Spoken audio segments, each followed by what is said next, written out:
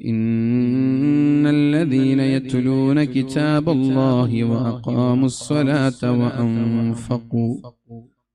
وأنفقوا مما رزقناهم سرا وعلانية يرجون تجارة لن تبور إن الذين يتلون كتاب الله അല്ലാഹുവിന്റെ പരിശുദ്ധമായ ഖുർആൻ പാരായണം ചെയ്യുന്നവർ وأقاموا الصلاة പരിശുദ്ധമായ ഖുർആൻ രണ്ടാമതായി പറയുന്നത് നിസ്കാരം നിലനിർത്തുന്ന ആളുകൾ,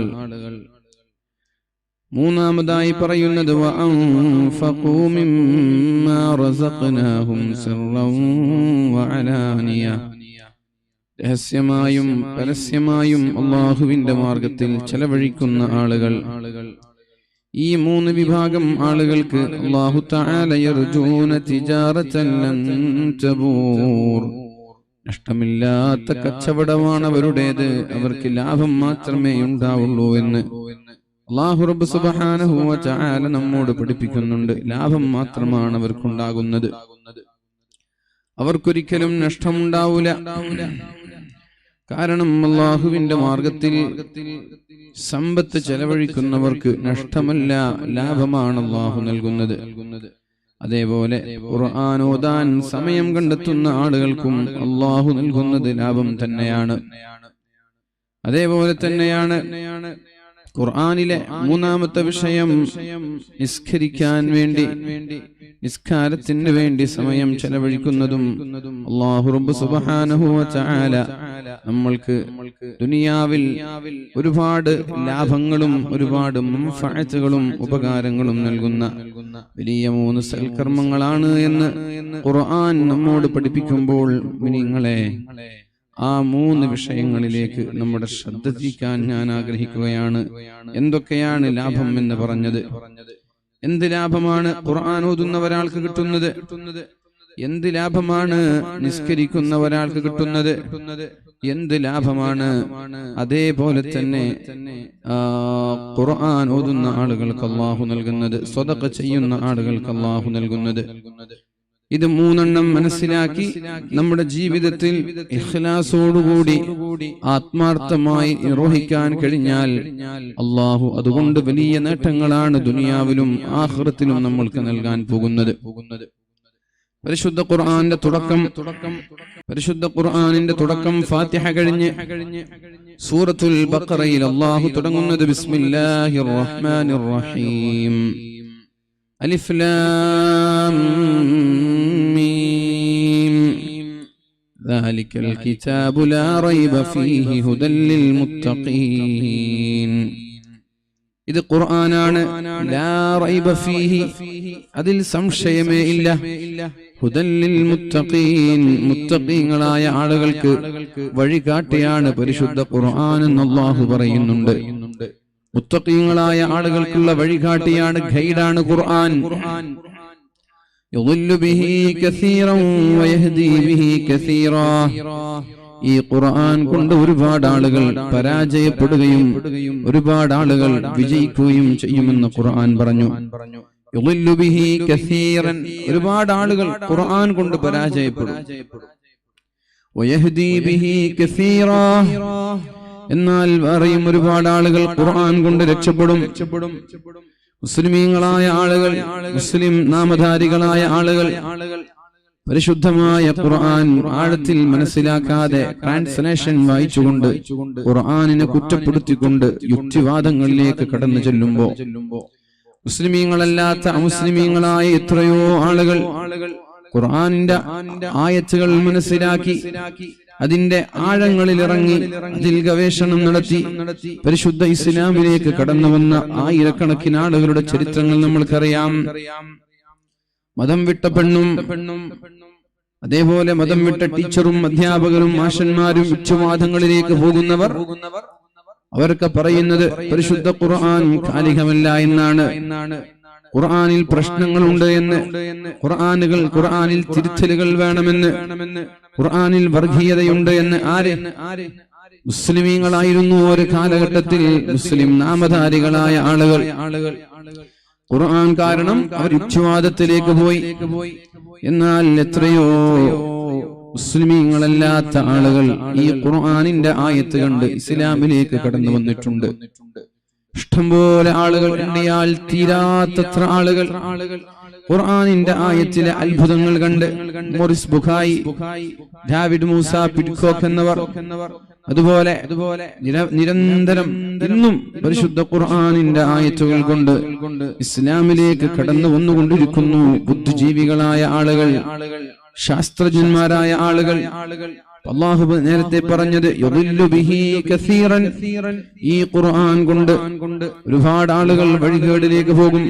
ഖുർആൻ കാരണം അത് മനസ്സിലാക്കേണ്ട രീതിയിൽ മനസ്സിലാക്കാതെ ഇതിന്റെ ആഴങ്ങളിൽ ഇറങ്ങി ഇതിന്റെ ഇറങ്ങിയ സാഹചര്യങ്ങൾ മനസ്സിലാക്കാതെ വെറുതെ ഇതിന്റെ ട്രാൻസ്ലേഷൻ വായിച്ചുകൊണ്ട് പലർക്കും ഈ പരിശുദ്ധ ഖുർആൻ പഴച്ചു പോകും. എന്നാൽ വയഹ്ദി ബിഹി കസീറാ, ഈ ഖുർആൻ കൊണ്ട് ഒരുപാട് ആളുകൾ രക്ഷപ്പെടുമെന്നും അല്ലാഹു തആല പറഞ്ഞിട്ടുണ്ട്. വദാലികൽ കിതാബ്, ആ ഗ്രന്ഥം ഈ ഖുർആൻ ലാ റൈബ ഫീഹി, സംശയമില്ല ഹുദൽ ലിൽ മുത്തഖീൻ, മുത്തഖീങ്ങളായ ആളുകൾക്കുള്ള വഴികാട്ടിയാണിത്. ആരാണ് മുത്തഖീങ്ങൾ എന്ന് പറയുന്നത്? അല്ലദീന യുഅ്മിനൂന ബിൽ ഗൈബ്, അദൃശ്യമായ കാര്യങ്ങളിൽ വിശ്വസിക്കുന്നവരാണ് മുത്തഖീങ്ങൾ. അദൃശ്യമായ കാര്യങ്ങളിൽ വിശ്വസിക്കണം. കണ്ടത് വിശ്വസിക്കാൻ എല്ലാ ആളുകളെ കൊണ്ടും കഴിയും. നമ്മുടെ കണ്ണുകൊണ്ട് കാണുന്നത് ആർക്കും വിശ്വസിക്കാൻ കഴിയും. എന്നാൽ കാണാത്തത് വിശ്വസിക്കുമ്പോഴാണ് വിശ്വാസി എന്ന് പറയുന്നത്. കണ്ടത് വിശ്വസിക്കാൻ നമ്മൾ വേണം. ആരെ കൊണ്ടും പറ്റൂല. നമ്മൾ വിശ്വസിക്കുന്നുണ്ട് ഖബർ ജീവിതത്തെ കുറിച്ച്. ചില ആളുകൾ അത് വിശ്വസിക്കൂല. അപ്പൊ അവർക്ക് അവരുടെ ഈമാൻ നഷ്ടപ്പെടും. ഖബർ കണ്ടിട്ടുണ്ടോ? ഖബർ കണ്ടിട്ടുണ്ട്. ഖബറിലുള്ള ശിക്ഷ നമ്മൾ കണ്ടിട്ടില്ല. അൽ ഖബറു ഹഖ്ഖുൻ, ഖബർ യാഥാർത്ഥ്യമാണെന്ന് റസൂലുള്ളാഹി സ്വല്ലല്ലാഹു അലൈഹി വസല്ലം ഖബർ യാഥാർത്ഥ്യമാണെന്ന് റസൂലുള്ളാഹി സ്വല്ലല്ലാഹു അലൈഹി വസല്ലം പറഞ്ഞു. അതേപോലെ മഹ്ശറ സത്യമാണ്, സിറാത്ത് സത്യമാണ്, നരകം സത്യമാണ്, സ്വർഗ്ഗം സത്യമാണ്, മീസാൻ സത്യമാണ് എന്ന് റസൂലുള്ളാഹി സ്വല്ലല്ലാഹു അലൈഹി വസല്ലം തങ്ങൾ നമ്മോട് പഠിപ്പിച്ചു. ഇതൊക്കെ നബി തങ്ങൾ പറഞ്ഞു എന്ന ഒരൊറ്റ കാരണത്താൽ നമ്മളത് വിശ്വസിക്കുന്നു. യുഅ്മിനൂന ബിൽ ഗൈബ്, എന്നാൽ ചില ആളുകൾ അത് വിശ്വസിക്കൂല, അവർക്കത് കണ്ടിട്ടില്ല. വയുഖീമൂന സ്വലാഹ്, നിസ്കാരം വളരെ കൃത്യമായി നിർവഹിക്കുന്നവരാണ് മുത്തഖീങ്ങൾ. നിസ്കരിക്കുന്നവരല്ല. വയുഖീമൂന സ്വലാത്ത, നിസ്കാരം നിലനിർത്തുന്ന ആളുകൾ, കൃത്യമായി സമയത്ത് പങ്ക്ച്വലായി നിസ്കരിക്കുന്നവർ. യുഖീമൂന സ്വലാഹ്, നിസ്കാരം നിലനിർത്തുന്ന ആളുകൾ. പിന്നെ ആരാ? വമിമ്മാ റസഖ്നാഹും യുൻഫിഖൂൻ, അല്ലാഹു നൽകുന്ന സമ്പാദ്യങ്ങൾ അല്ലാഹുവിന്റെ മാർഗത്തിൽ ചെലവഴിക്കുന്നവരും മുത്തഖീങ്ങളാണ്. അല്ലാഹു അങ്ങനെയാ പറഞ്ഞത്. വമിമ്മാ റസഖ്നാഹും, നാം നിങ്ങൾക്ക് തന്നത്, നാം നിങ്ങൾക്ക് തന്നത്, നിങ്ങൾ ഉണ്ടാക്കിയതല്ല. അപ്പൊ നിങ്ങൾ ഗൾഫിൽ പോയതും ചോര നീരാക്കി പണിയെടുത്തതൊക്കെയോ അതൊക്കെ ശരിയാണ്. പക്ഷേ ഇതിനൊക്കെ ആരോഗ്യം തന്നതും ജോലി ചെയ്യുമ്പോൾ ശമ്പളം വേണോ വേണ്ടേ, എത്ര വേണം ഒക്കെ തീരുമാനിക്കുന്നത് അല്ലാഹുവാണ്. വമിമ്മാ റസഖ്നാഹും യുൻഫിഖൂൻ, ഞാൻ നിങ്ങൾക്ക് നൽകിയ സമ്പാദ്യങ്ങളിൽ നിന്ന് അല്ലാഹുവിന്റെ മാർഗത്തിൽ ചെലവഴിക്കുന്നവരുമാണ് മുത്തഖീകളെന്ന് പരിശുദ്ധ ഖുർആൻ നമ്മോട് പഠിപ്പിക്കുന്നുണ്ട്.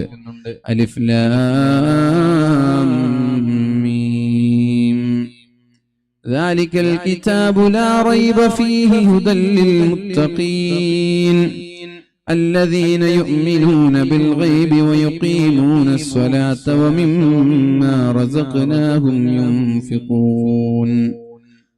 അല്ലാഹു തആല പറയുന്നത്, ഒന്ന് അദൃശ്യമായ കാര്യങ്ങളിൽ വിശ്വസിക്കുന്നവരാകണം മുഅ്മിനീങ്ങളും മുത്തഖീങ്ങളും. രണ്ട്, നിസ്കാരം വളരെ കൃത്യമായി നിർവഹിക്കുന്നവരാകണം. മൂന്നാമതായി പറഞ്ഞു, അള്ളാഹു നൽകിയ സമ്പാദ്യങ്ങൾ അള്ളാഹുവിന്റെ മാർഗത്തിൽ ചെലവഴിക്കുന്നവരാവണം, പിശുക്കന്മാരാവരുത്. മഹാനായ അബ്ദുല്ലാഹി ഇബ്നു അബ്ബാസ് റളിയല്ലാഹു അൻഹു പറയുന്നുണ്ട്, വസലത്ത് ഖാഫിലത്തുൻ അദീമത്തുൻ ലിഉസ്മാൻ ഇബ്നു അഫ്ഫാൻ. മഹാനായ ഉസ്മാൻ ഇബ്നു അഫ്ഫാൻ എന്നവരുടെ വലിയ ഒരു കച്ചവട സംഘം ബിസിനസ് കഴിഞ്ഞ് തിരിച്ചു വരികയാണ്. വലിയ ഒരു കച്ചവട സംഘം ബിസിനസ് കഴിഞ്ഞ് തിരിച്ചു വരികയാണ്. എല്ലാ നാട്ടിലുള്ള കച്ചവടക്കാരും മഹാനായ ഉസ്മാൻ എന്നവരുടെ സമീപത്തേക്ക് പോയി. ഉസ്മാൻ എന്നവർ ചോദിച്ചു, മാ തശാഊൻ, എന്താ നിങ്ങൾക്ക് വേണ്ടത്? വലിയ ഒരു ലക്ഷക്കണക്കിന് സമ്പാദ്യങ്ങളുമായി കച്ചവട സംഘം മദീനയിലേക്ക് തിരിച്ചെത്തി. സ്വാഭാവികമായി നാട്ടിലുള്ള ബ്രോക്കർമാരായ ബിസിനസ്സുകാർ ഉസ്മാൻ തങ്ങളെ സമീപിച്ചു. ഉസ്മാൻ തങ്ങൾ ചോദിച്ചു, മാ തശാഊൻ, നിങ്ങൾക്ക് എന്താണ് വേണ്ടത്? അപ്പൊ അവര് പറഞ്ഞു, ഖദ് ബലഗനാ അന്ന ഇൻദക തുആമൻ, നിങ്ങളുടെ അടുത്ത് ഭക്ഷണമുണ്ട് എന്ന് ഞങ്ങൾക്ക് വിവരം കിട്ടി. നിങ്ങളുടെ അടുത്ത് ഭക്ഷണമുണ്ട് എന്ന് ഞങ്ങൾക്ക് വിവരം കിട്ടി. ഫബിഅനാ ഇയ്യാഹ്, നിങ്ങളുടെ അടുത്തുള്ള ഭക്ഷണം നിങ്ങൾ ഞങ്ങൾക്ക് വിൽക്കണം. ഹത്താ തുവസ്സിഅ അലന്നാസ്, ഈ ഭക്ഷണം ഞങ്ങൾ ഈ നാട്ടിലുള്ള പാവങ്ങളായ ചെറുകിട വ്യവസായികൾക്ക്, ചില്ലറക്കാരായ ആളുകൾക്ക് ഞങ്ങൾ ചില്ലറയ്ക്ക് വിൽക്കാം. ഹോൾസെയിൽ ആയിട്ട് നിങ്ങൾ ഞങ്ങൾക്ക് തരണം, റീറ്റെയിലായി ഞങ്ങൾ ഇത് വിൽപ്പന നടത്തിക്കോളാം. അങ്ങനല്ലേ?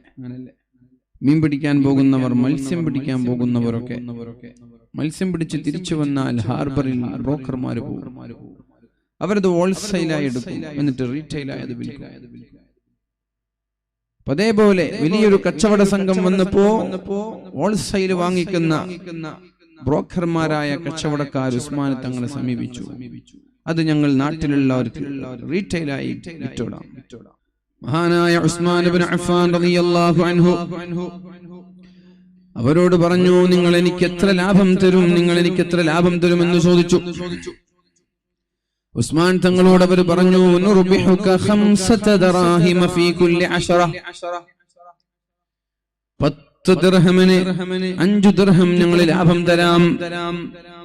10 ദിർഹമിന് 5 ദിർഹം ലാഭം തരാം എന്ന് പറഞ്ഞാൽ 10,000 രൂപയുടെ വസ്തുക്കൾ താങ്കൾ ഞങ്ങൾക്ക് വിറ്റാൽ ഞങ്ങൾ 15,000 തരാം. 10 ലക്ഷം ഞങ്ങൾക്ക് 10 ലക്ഷം രൂപയുടെ നിങ്ങളുടെ ഈ വസ്തുക്കൾ ഞങ്ങൾക്ക് തന്നാൽ ഞങ്ങൾ 15 ലക്ഷം തരാം. 5 ലക്ഷം ലാഭം. 10 ലക്ഷത്തിന് 5 ലക്ഷം ലാഭം. നുർബിഹുക 5 ദറാഹിമ ഫീ കുല്ലി 10. ഓരോ 10നും 5 ദിർഹം വെച്ച് ഞങ്ങൾ ലാഭം തരാമെന്ന് പറഞ്ഞു. അപ്പോഴാണ് മഹാനായ ഉസ്മാൻ ഇബ്നു അഫ്ഫാൻ റളിയല്ലാഹു അൻഹു പറഞ്ഞത്, ഖദ് സാദൂനി, എന്നോട് വേറെ ആളുകൾ ഇതിനേക്കാളും കൂടുതൽ ലാഭം തരാമെന്ന് പറഞ്ഞിട്ടുണ്ട്.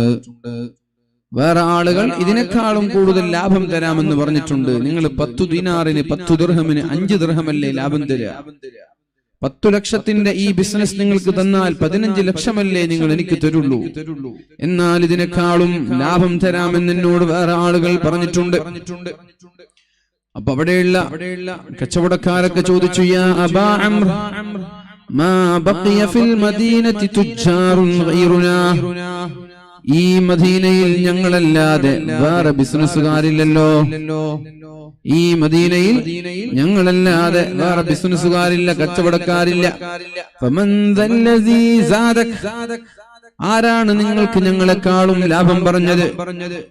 എത്രയാണ് ഞങ്ങളെക്കാളും ലാഭം പറഞ്ഞത്? എത്രയാണ്? 10ന് 5 അല്ലേ ഞങ്ങൾ പറഞ്ഞത്? ഇതിനേക്കാളും ലാഭം തരാൻ ആർക്കാ കഴിയുക? അപ്പോഴാണ് മഹാനായ ഉസ്മാൻ ഇബ്നു അഫ്ഫാൻ റളിയല്ലാഹു അൻഹു പറഞ്ഞത്, ബികുല്ലി ദിർഹമിൻ 10, ഓരോ ദിർഹമിനും 10 രൂപ ലാഭം തരാമെന്ന് എന്നോട് പറഞ്ഞിട്ടുണ്ട്. നിങ്ങൾ പറഞ്ഞത് 10 ദീനാറിന് 10 ദിർഹമിന് 5 ദിർഹം ലാഭമാണ്. എന്നാൽ എന്നോട് വേറെ ആള് പറഞ്ഞത് 1 ദിർഹമിന് 10 വെച്ച് ലാഭം തരാമെന്നാണ്. അങ്ങനെയാണെങ്കിൽ 10 രൂപക്ക് എത്ര ലാഭം കിട്ടും? 100 രൂപ ലാഭം കിട്ടും.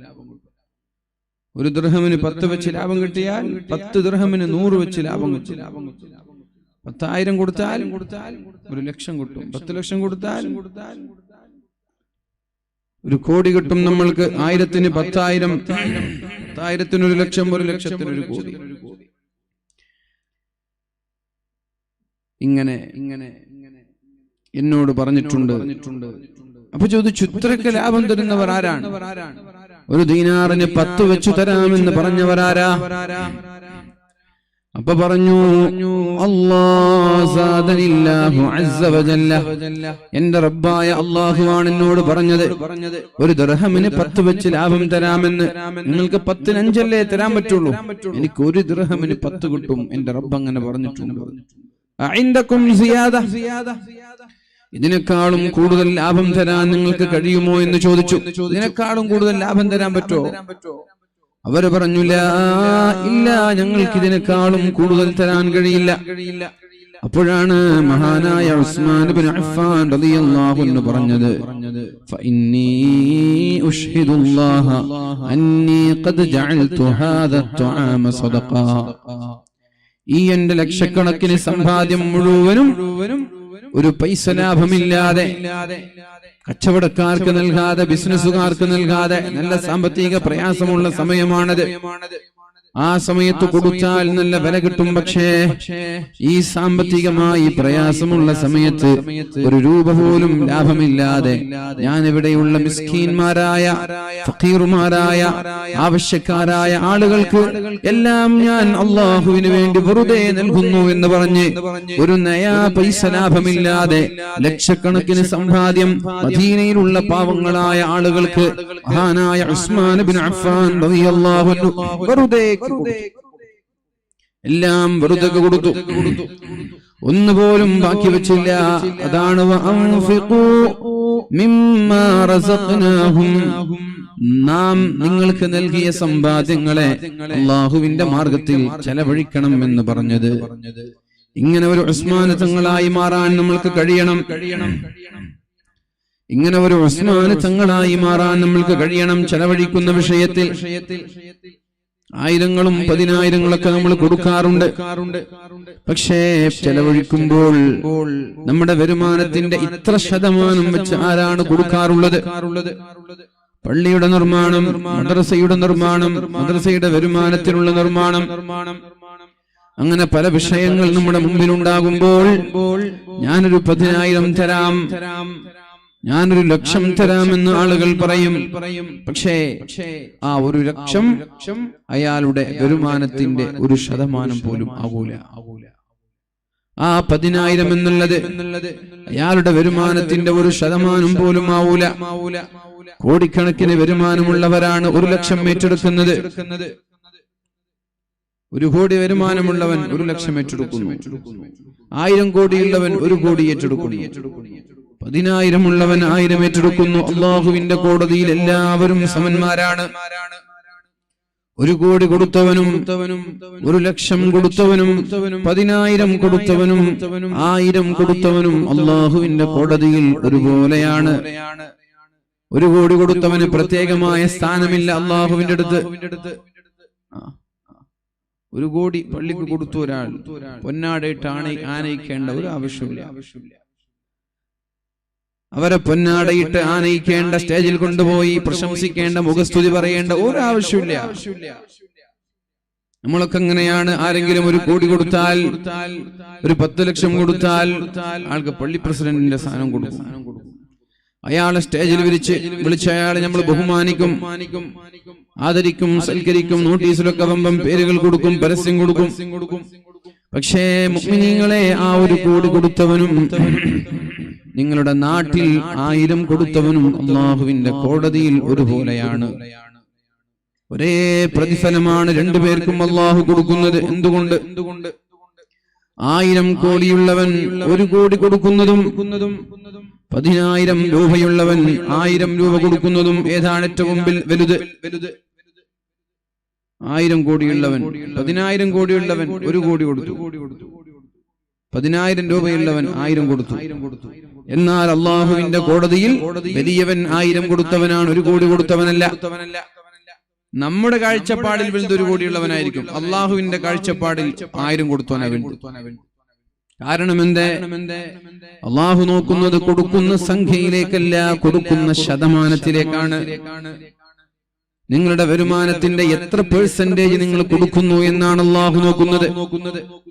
നിങ്ങളുടെ വരുമാനത്തിന്റെ എത്ര ശതമാനം നിങ്ങൾ ചെലവഴിക്കുന്നു എന്നാണ് അള്ളാഹു നോക്കുന്നത്. 10,000 കോടിയുള്ളവന് 1 കോടി കൊടുത്താൽ എന്താ?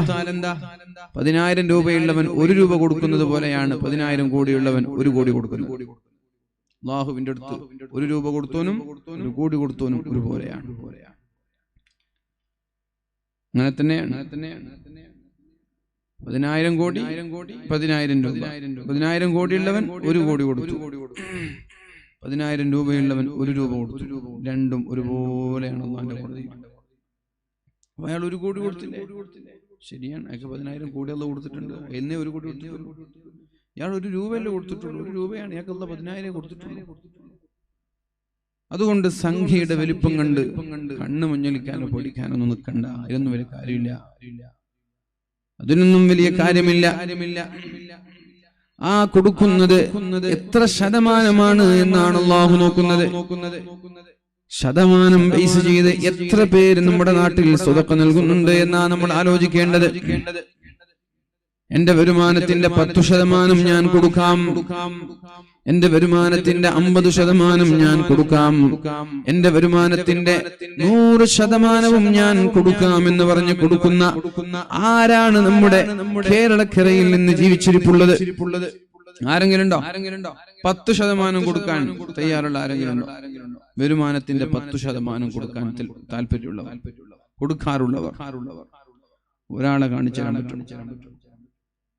50 പോട്ടെ, 50% പോട്ടെ, വരുമാനത്തിന്റെ 10% കൊടുക്കാൻ മനസ്സ് കാണിക്കുന്നവർ, അല്ലെങ്കിൽ വരുമാനത്തിന്റെ 1% കൊടുക്കാൻ താല്പര്യം കാണിക്കുന്നവരെ മഷിയിട്ട് തപ്പിയാൽ നിങ്ങൾക്ക് കാണിക്കാൻ സാധിക്കുമോ?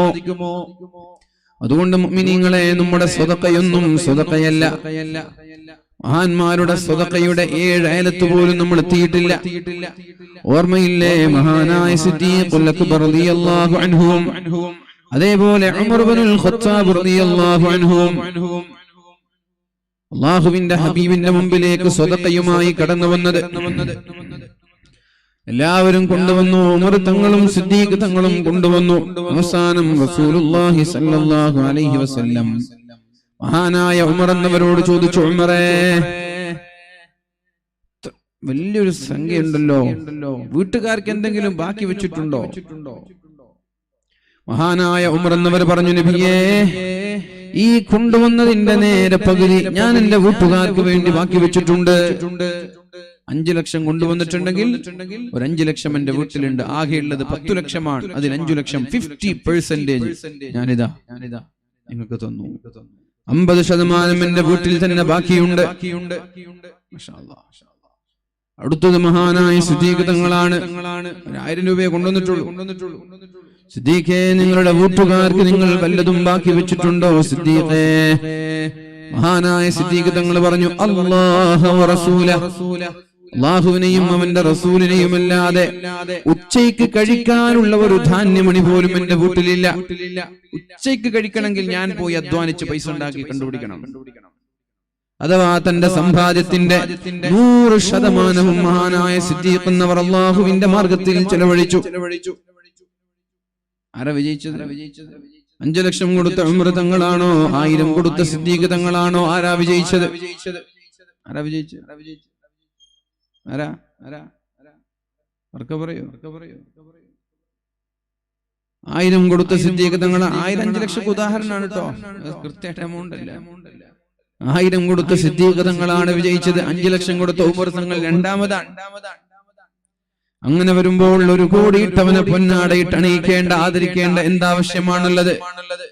അവർ കൊടുക്കുന്നത് 10,000 കോടിയിൽ നിന്നാണ്. എന്നാൽ ഇവിടെ ജീവിതത്തിൽ ആകെയുള്ളതെല്ലാം പെറുക്കിയെടുത്ത് ഒരുമിച്ച് കൂട്ടി വാരിക്കൂട്ടി പള്ളിക്കും മദ്രസയ്ക്കും 10,000-ങ്ങളും 5,000-ങ്ങളും ലക്ഷങ്ങളും നൽകുന്നവർ, അവരാണ് അള്ളാഹുവിന്റെ കോടതിയിൽ ഈ 1 കോടി കൊടുത്ത ആളുകളെക്കാളും വലിയവർ. സബഖ ദിർഹമുൻ അൽഫ ദിർഹം, സബഖ ദിർഹമുൻ അൽഫ ദിർഹം, ഒരു ദിർഹം കൊടുത്താൽ ഒരു ദിർഹം കൊടുത്തവൻ 1000 കൊടുത്തവനെക്കാളും മുൻപന്തിയിലാണെന്ന് അല്ലാഹുവിന്റെ ഹബീബായ റസൂലുള്ളാഹി സ്വല്ലല്ലാഹു അലൈഹി വസല്ലമ തങ്ങൾ നമ്മോട് പഠിപ്പിക്കുന്നുണ്ട്. അതുകൊണ്ട് മുഅ്മിനീങ്ങളെ, നമ്മൾ ചെലവഴിക്കണം. നമ്മൾ നമ്മുടെ മക്കളെ ചെലവഴിക്കാൻ പഠിപ്പിക്കണം. നമ്മൾ ചെലവഴിക്കുകയും നമ്മുടെ മക്കളെ ചെലവഴിക്കാൻ നമ്മൾ പഠിപ്പിക്കുകയും വേണം. നമ്മൾ ചെലവഴിച്ചിട്ട് മക്കൾക്ക് കാണിച്ചു കൊടുക്കണം, ഇങ്ങനെയാണ് ചെലവഴിക്കേണ്ടത്. അല്ലെങ്കിൽ മക്കൾ പിശുക്കന്മാരാവും. മാതാപിതാക്കളെ കണ്ടിട്ടാണ് മക്കൾ വളരേണ്ടത്. മക്കളുടെ മുമ്പിൽ വെച്ച് ചെലവഴിക്കണം. ആർക്കൊക്കെ? മരണപ്പെട്ടുപോയ നിങ്ങളുടെ പിതാവിന്റെ പേരിൽ, മരണപ്പെട്ടുപോയ നിങ്ങളുടെ മാതാവിന്റെ പേരിൽ, മരണപ്പെട്ടുപോയ നിങ്ങളുടെ ഭാര്യയുടെ പേരിൽ, അതേപോലെ പള്ളിക്ക് വേണ്ടി, മദ്രസയ്ക്ക് വേണ്ടി നിങ്ങളുടെ മക്കളുടെ മുമ്പിൽ വെച്ച് കൈയഴിഞ്ഞ് സഹായിക്കാൻ നിങ്ങൾക്ക് കഴിയണം. വിശാലമായ രീതിയിൽ സഹായിക്കാൻ നിങ്ങൾക്ക് കഴിയണം. പിശുക്ക് കാട്ടുന്നത്, ആ ഒരു സ്വഭാവം നിങ്ങളുടെ മക്കൾക്ക് നിങ്ങൾ കാണിച്ചു കൊടുക്കരുത്. നിങ്ങളുടെ പാത തന്നെ നിങ്ങളുടെ മക്കളും തുടരണം. അങ്ങനെയാണ് പരിശുദ്ധ ഇസ്ലാം പഠിപ്പിക്കുന്നത്. അല്ലാഹു റബ്ബ് സുബ്ഹാനഹു വ തആല തൗഫീഖ് നൽകട്ടെ. പിന്നെ അല്ലാഹു പറയുന്നത്, ഈ ഇബാദത്തിൽപ്പെട്ടതാണ് സ്വതക്ക എന്ന് പറയുന്നത്. നന്മയുടെ വിഷയത്തിൽ സഹായിക്കുന്നത് ഇബാദത്താണ്. അല്ലാഹു തആല ഈമാനുമായി കമ്പയർ ചെയ്യുന്നുണ്ട്, താരതമ്യം ചെയ്യുന്നുണ്ട് സ്വതക്കയെ. ആമിനൂ ബില്ലാഹി വറസൂലിഹി, നിങ്ങൾ അല്ലാഹുവിനെ കൊണ്ടും അവന്റെ റസൂലിനെ കൊണ്ടും വിശ്വസിക്കണം. വഅൻഫിഖൂ മിമ്മാ ജഅലകും മുസ്തഖ്ലഫീന ഫീ, ഒന്നാമത് നിങ്ങൾ അല്ലാഹുവിനെ കൊണ്ടും അവന്റെ റസൂലിനെ കൊണ്ടും വിശ്വസിക്കണം. പിന്നെ പറഞ്ഞു, നിങ്ങളെ പ്രതിനിധികളാക്കിയ, നിങ്ങളെ സൂക്ഷിക്കാൻ ഏൽപ്പിച്ച നിങ്ങളുടെ സമ്പാദ്യങ്ങൾ അല്ലാഹുവിന്റെ മാർഗത്തിൽ നിങ്ങൾ ചെലവഴിക്കണം. അങ്ങനെ ഒന്നാമതായി നിങ്ങൾ അല്ലാഹുവിനെ കൊണ്ട് വിശ്വസിക്കുക, മുഅ്മിനീങ്ങളാവുക. രണ്ടാമതായി നിങ്ങൾ അല്ലാഹു നിങ്ങൾക്ക് തന്ന സമ്പാദ്യങ്ങളെ ചെലവഴിക്കണം.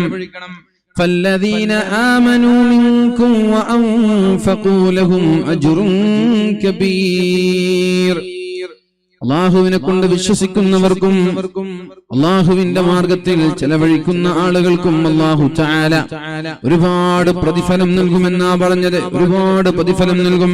എണ്ണിയാൽ തീരാത്ത അജ്റുൻ കബീർ, ഗണ്യമായ വലിയ പ്രതിഫലമാണ് അല്ലാഹു നൽകാൻ പോകുന്നത്. എന്ന് മാത്രമല്ല, എന്താണോ നമ്മൾ ചെലവഴിക്കുന്നത് അതൊക്കെ അല്ലാഹു തആല ദുനിയാവിൽ തന്നെ പകരം നൽകുമെന്നാ പറഞ്ഞത്. പിന്നെന്തിനാ നമ്മൾക്ക് പേടി? നമ്മൾ ചെലവഴിക്കുന്നതൊക്കെ അല്ലാഹു ദുനിയാവിൽ തന്നെ പകരം നൽകുമെങ്കിൽ പിന്നെ എന്തിനാണ് നമ്മൾ പേടിക്കുന്നത്?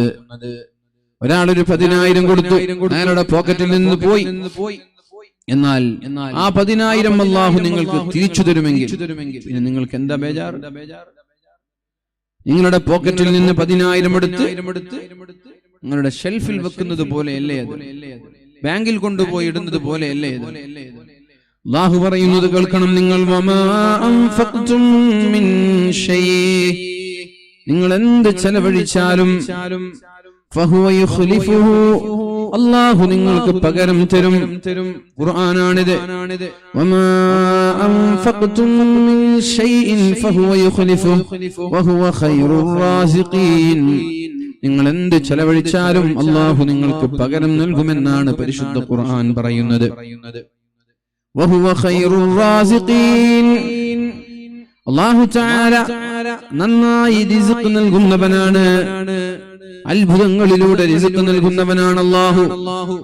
ഒരു മുറിക്കകത്തലങ്ങളിൽ പൂട്ടിക്കിടക്കുന്ന മുറിക്കകത്തലങ്ങളിലേക്ക് അതിന്റെ മച്ചുഭാവിൽ ഹോൾസ് ഇല്ലാതെ, അതിന്റെ ഓടുകൾ എടുത്തു മാറ്റാതെ, സ്ലാബുകൾ ഓട്ടയുണ്ടാക്കാതെ, ഡോറുകൾ തുറക്കാതെ, ജനലുകൾ തുറക്കാതെ അകത്തലങ്ങളിലുള്ള ആളുകൾക്ക് വെള്ളം, ഭക്ഷണം കൊടുക്കുന്നവനാണ് അല്ലാഹു. അതേപോലെ സമുദ്രത്തിന്റെ ആഴങ്ങളിലുള്ള ഒരു പാറക്കെട്ടിനകത്ത് താമസിക്കുന്ന ഒരു പുഴുവിനെ കരയിലുള്ള ഉറുമ്പിനെ കൊണ്ട് ഭക്ഷണം നൽകുന്നവനാണ് അല്ലാഹു. കണ്ണു കാണാത്ത ഒരു പുഴുവിനെ. എത്രയോ സംഭവങ്ങളുണ്ട്, ചരിത്രങ്ങളിൽ കാണാം. മഹാനായ സുലൈമാൻ നബി അലൈഹിസ്സലാമിന്റെ ചരിത്രത്തിൽ അങ്ങനെ ഒരു ചരിത്രം കാണാം. ഒരു ഉറുമ്പിങ്ങനെ ധാന്യമണിയും പെറുക്കി കടൽക്കരയിലേക്ക്, ഒരു പുഴക്കരയിലേക്ക് പോകുന്നത്. ആ പുഴക്കരയിൽ നാവ് നീട്ടി ഒരു തവള കാത്തിരിക്കുന്നത്. ആ ഉറുമ്പ് പുഴക്കരയിലേക്ക് എത്തുമ്പോഴേക്കും ഈ തവളയുടെ നാവിലേക്ക് ഈ ഉറുമ്പ് കയറുന്നത്. തവള ഇങ്ങനെ ഉറുമ്പിനെയും കൊണ്ടുപോകുന്നുണ്ട്. എന്നിട്ട് കുറച്ചു കഴിഞ്ഞ് തിരിച്ചു വരുന്നുണ്ട്. മഹാനായ സുലൈമാൻ നബി അലൈഹിസ്സലാം ചോദിച്ചു, എന്താണിത് സംഭവം? അപ്പോഴാണ് ഉറുമ്പ് സംസാരിക്കുന്നത് സുലൈമാൻ നബിയോട്. ഈ പുഴയുടെ, ഈ നദിയുടെ മധ്യഭാഗത്തായൊരു പാറയുണ്ട്. ആ പാറയിൽ ഒരു പുഴുവുണ്ട്. ആ പുഴുവിന് കണ്ണ് കാണാൻ കഴിയില്ല, അതിന് അധ്വാനിക്കാൻ കഴിയില്ല, ഭക്ഷണം തേടി പോകാൻ കഴിയില്ല. അള്ളാഹു എന്നെയാണ് ഏൽപ്പിച്ചത് അതിന് ഭക്ഷണം കൊടുക്കാൻ. അങ്ങനെയാണ് ഞാൻ തവളയുടെ വായിൽ കയറും. തവള കൊണ്ടുപോയി ആ പാറയിൽ എന്നെ നിർത്തും. ഞാൻ ആ പാറയിലൂടെ കയറി അതിന്റെ ദ്വാരത്തിലുള്ള പുഴുവിന്റെ വായയിലേക്ക് ഈ ഒരു ധാന്യം ഇട്ടുകൊടുക്കുമെന്ന് മഹാനായ സുലൈമാൻ നബി അലൈഹിസ്സലാമിനോട് ഉറുമ്പ് പറയുന്നുണ്ട്. അതുപോലെ അത്ഭുതങ്ങൾ കാണിക്കുന്നവനാണ് അല്ലാഹു. മഹാനായ ഇബ്രാഹിം ഇബ്നു അദ്ഹം റളിയല്ലാഹു അൻഹു ഭക്ഷണം കഴിച്ചുകൊണ്ടിരിക്കുന്ന തലികയിൽ നിന്ന് ഒരു കാക്ക ഭക്ഷണം കൊത്തിക്കൊണ്ടുപോകുന്നുണ്ട്. മഹാനായ ഇബ്രാഹിം ഇബ്നു അദ്ഹം റളിയല്ലാഹു അൻഹു കൊട്ടാരത്തിലെ രാജകുമാരനാണ്, രാജാവാണ്. ആ കൊട്ടാരത്തിന്റെ പുറത്ത് സുപ്രവിരിച്ച് വളരെ ഭംഗിയായി രാജകീയമായ പ്രൗഢിയോടെ ഭക്ഷണം കഴിക്കുമ്പോ ഒരു പക്ഷി കടന്നു വന്നിട്ട് മഹാനവർകളുടെ സുപ്രയിൽ നിന്നൊരു ഭക്ഷണം, ഒരു ചപ്പാത്തി, ഒരു റൊട്ടിയും അടിച്ചുമാറ്റി കൊണ്ടുപോകുന്നുണ്ട്. ആദ്യത്തെ ദിവസം അദ്ദേഹം അത് കാര്യമാക്കിയില്ല. രണ്ടാമത്തെ ദിവസവും അതേപോലെ ആ പക്ഷി വരുന്നുണ്ട്, അതേപോലെ ഭക്ഷണം എടുത്തു കൊണ്ടുപോകുന്നുണ്ട്. എവിടേക്കാണിത് പോകുന്നതെന്ന് നോക്കി നിന്നു.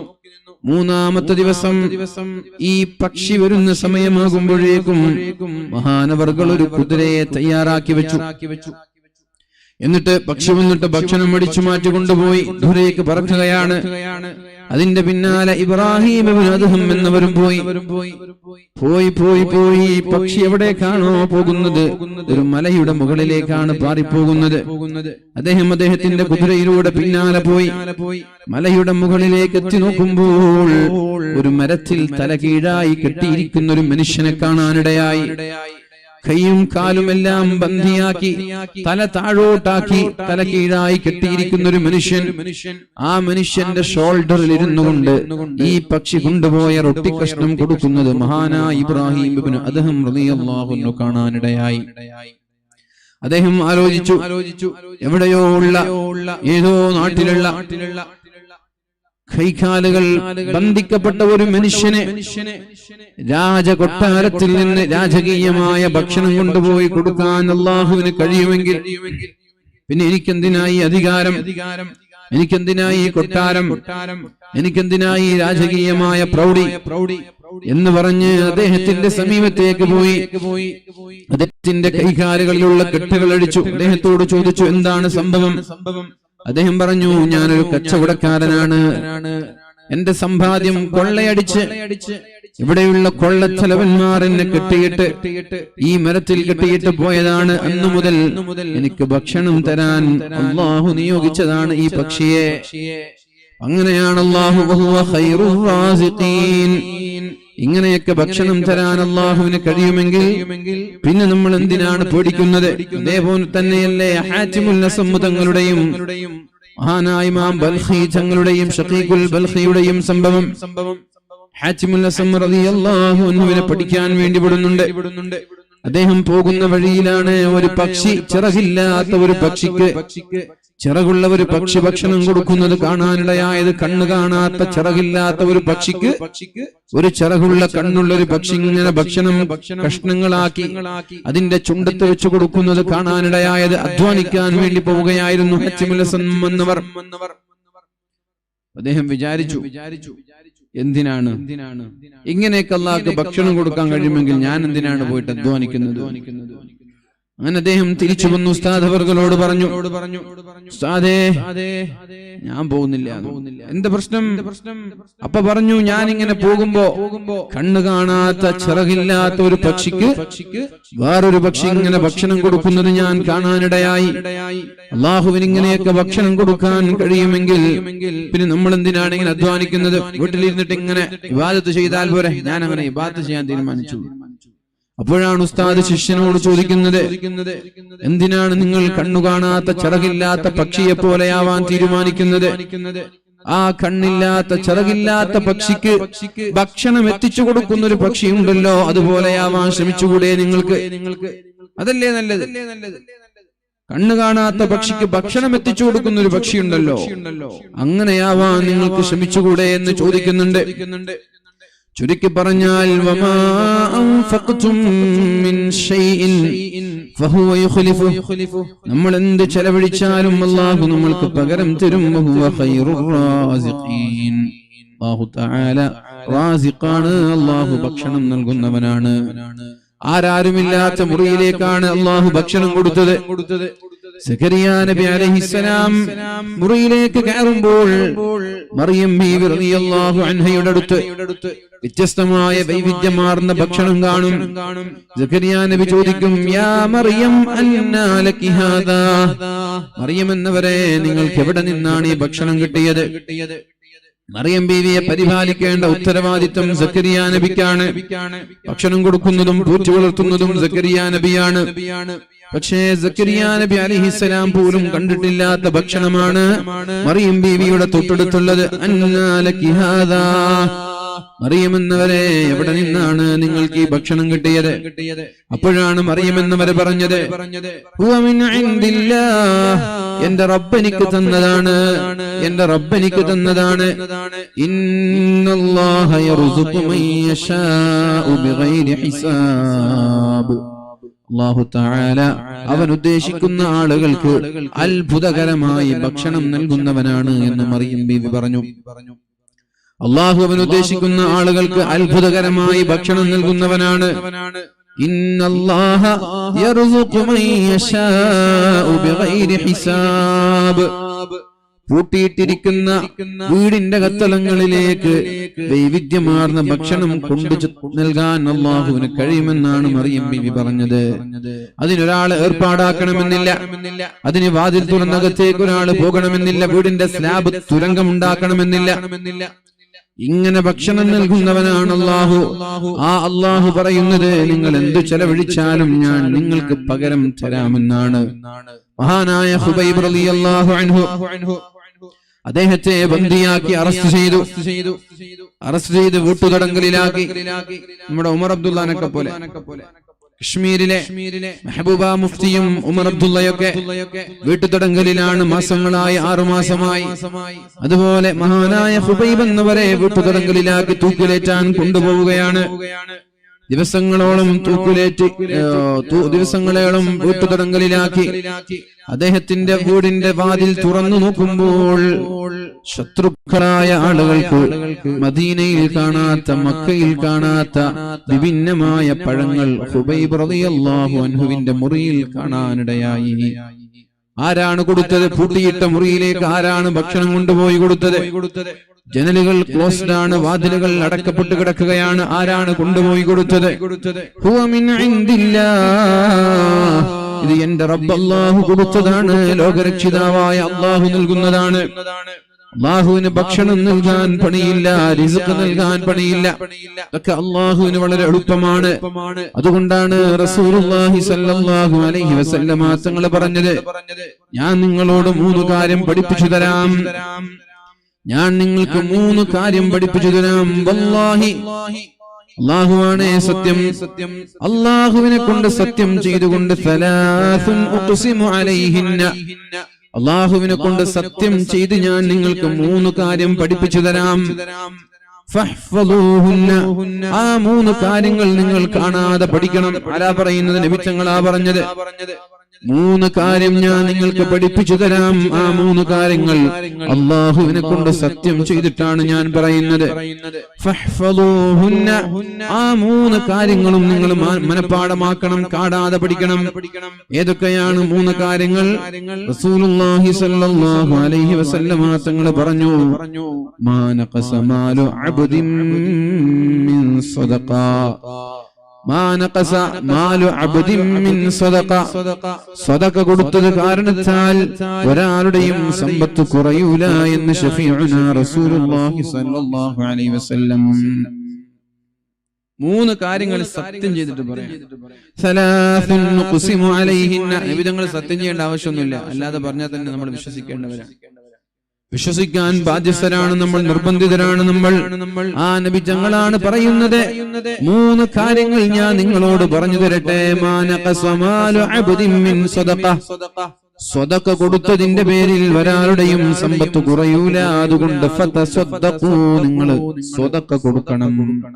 വലാ അഫാ റജുലുൻ അൻ മൗലിമ, ആരെങ്കിലും ആക്രമിച്ചാൽ ആക്രമിച്ചവന് മാപ്പ് കൊടുത്താൽ ഇല്ലാ സാദഹുല്ലാഹു തആല ബിഹാ ഇസ്സാ, അക്രമിക്ക് മാപ്പ് കൊടുത്തത് കാരണത്താൽ അല്ലാഹു നിങ്ങളുടെ ദറജ, നിങ്ങളുടെ സ്ഥാനം, നിങ്ങളുടെ ഇസ്സത്ത് അല്ലാഹു വർദ്ധിപ്പിക്കുമെന്ന് ശഫീഉനാ റസൂലുള്ളാഹി.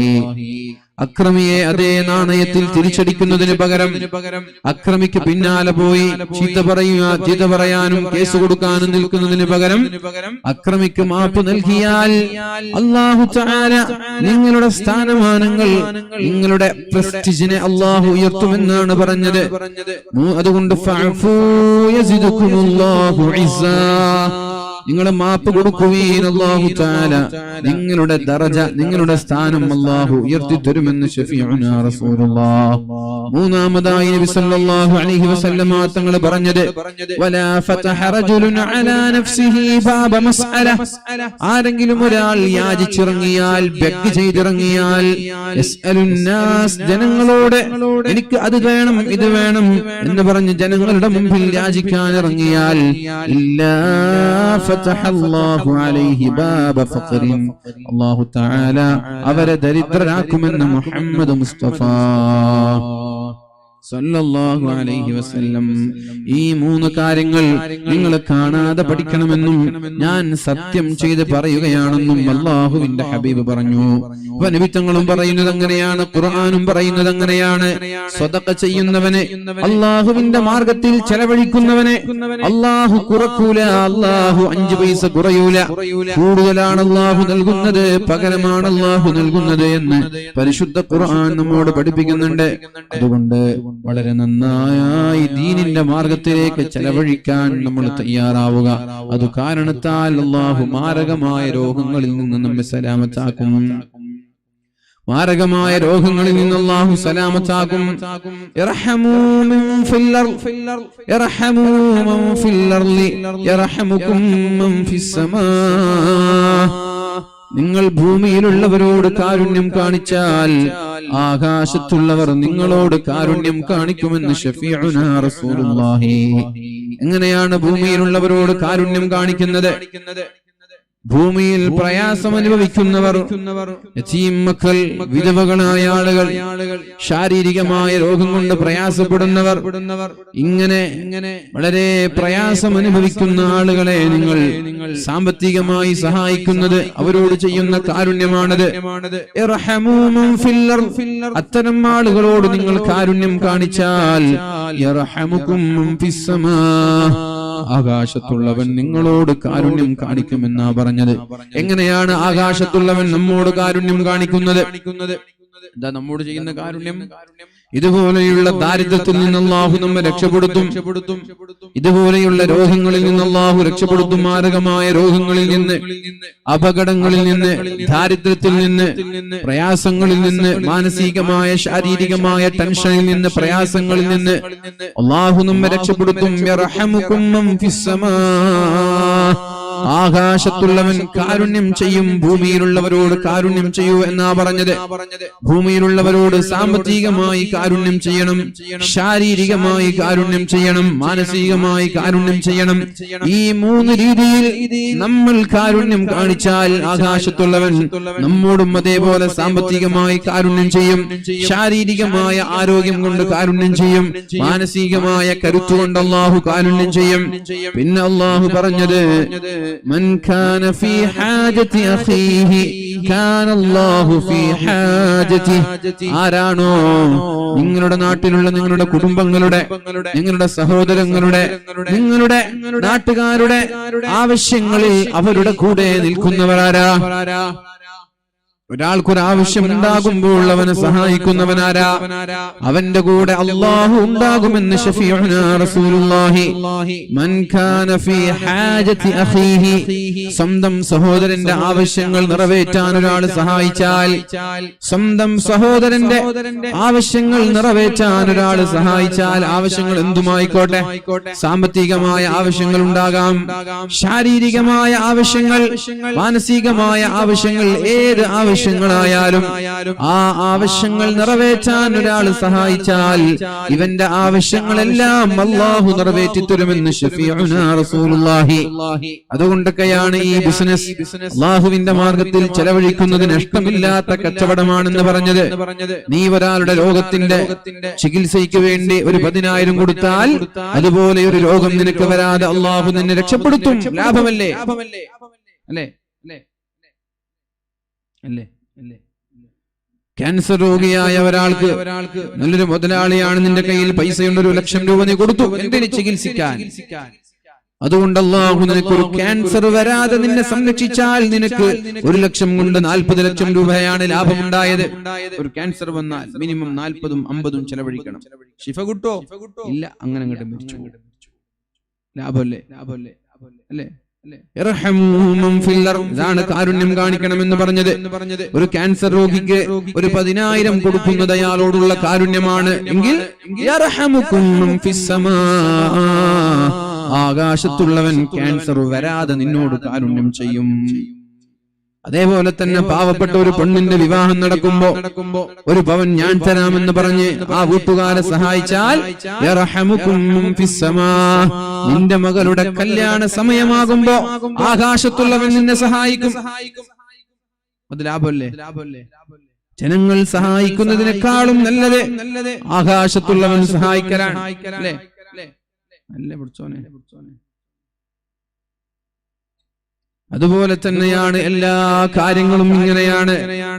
അതാണ് അല്ലാഹു പറഞ്ഞത്, ഇന്നല്ലദീന യത്ലൂന കിതാബല്ലാഹി വഅഖാമുസ് സ്വലാത വഅൻഫഖൂ മിമ്മാ റസഖ്നാഹും സിർറൻ വഅലാനിയ.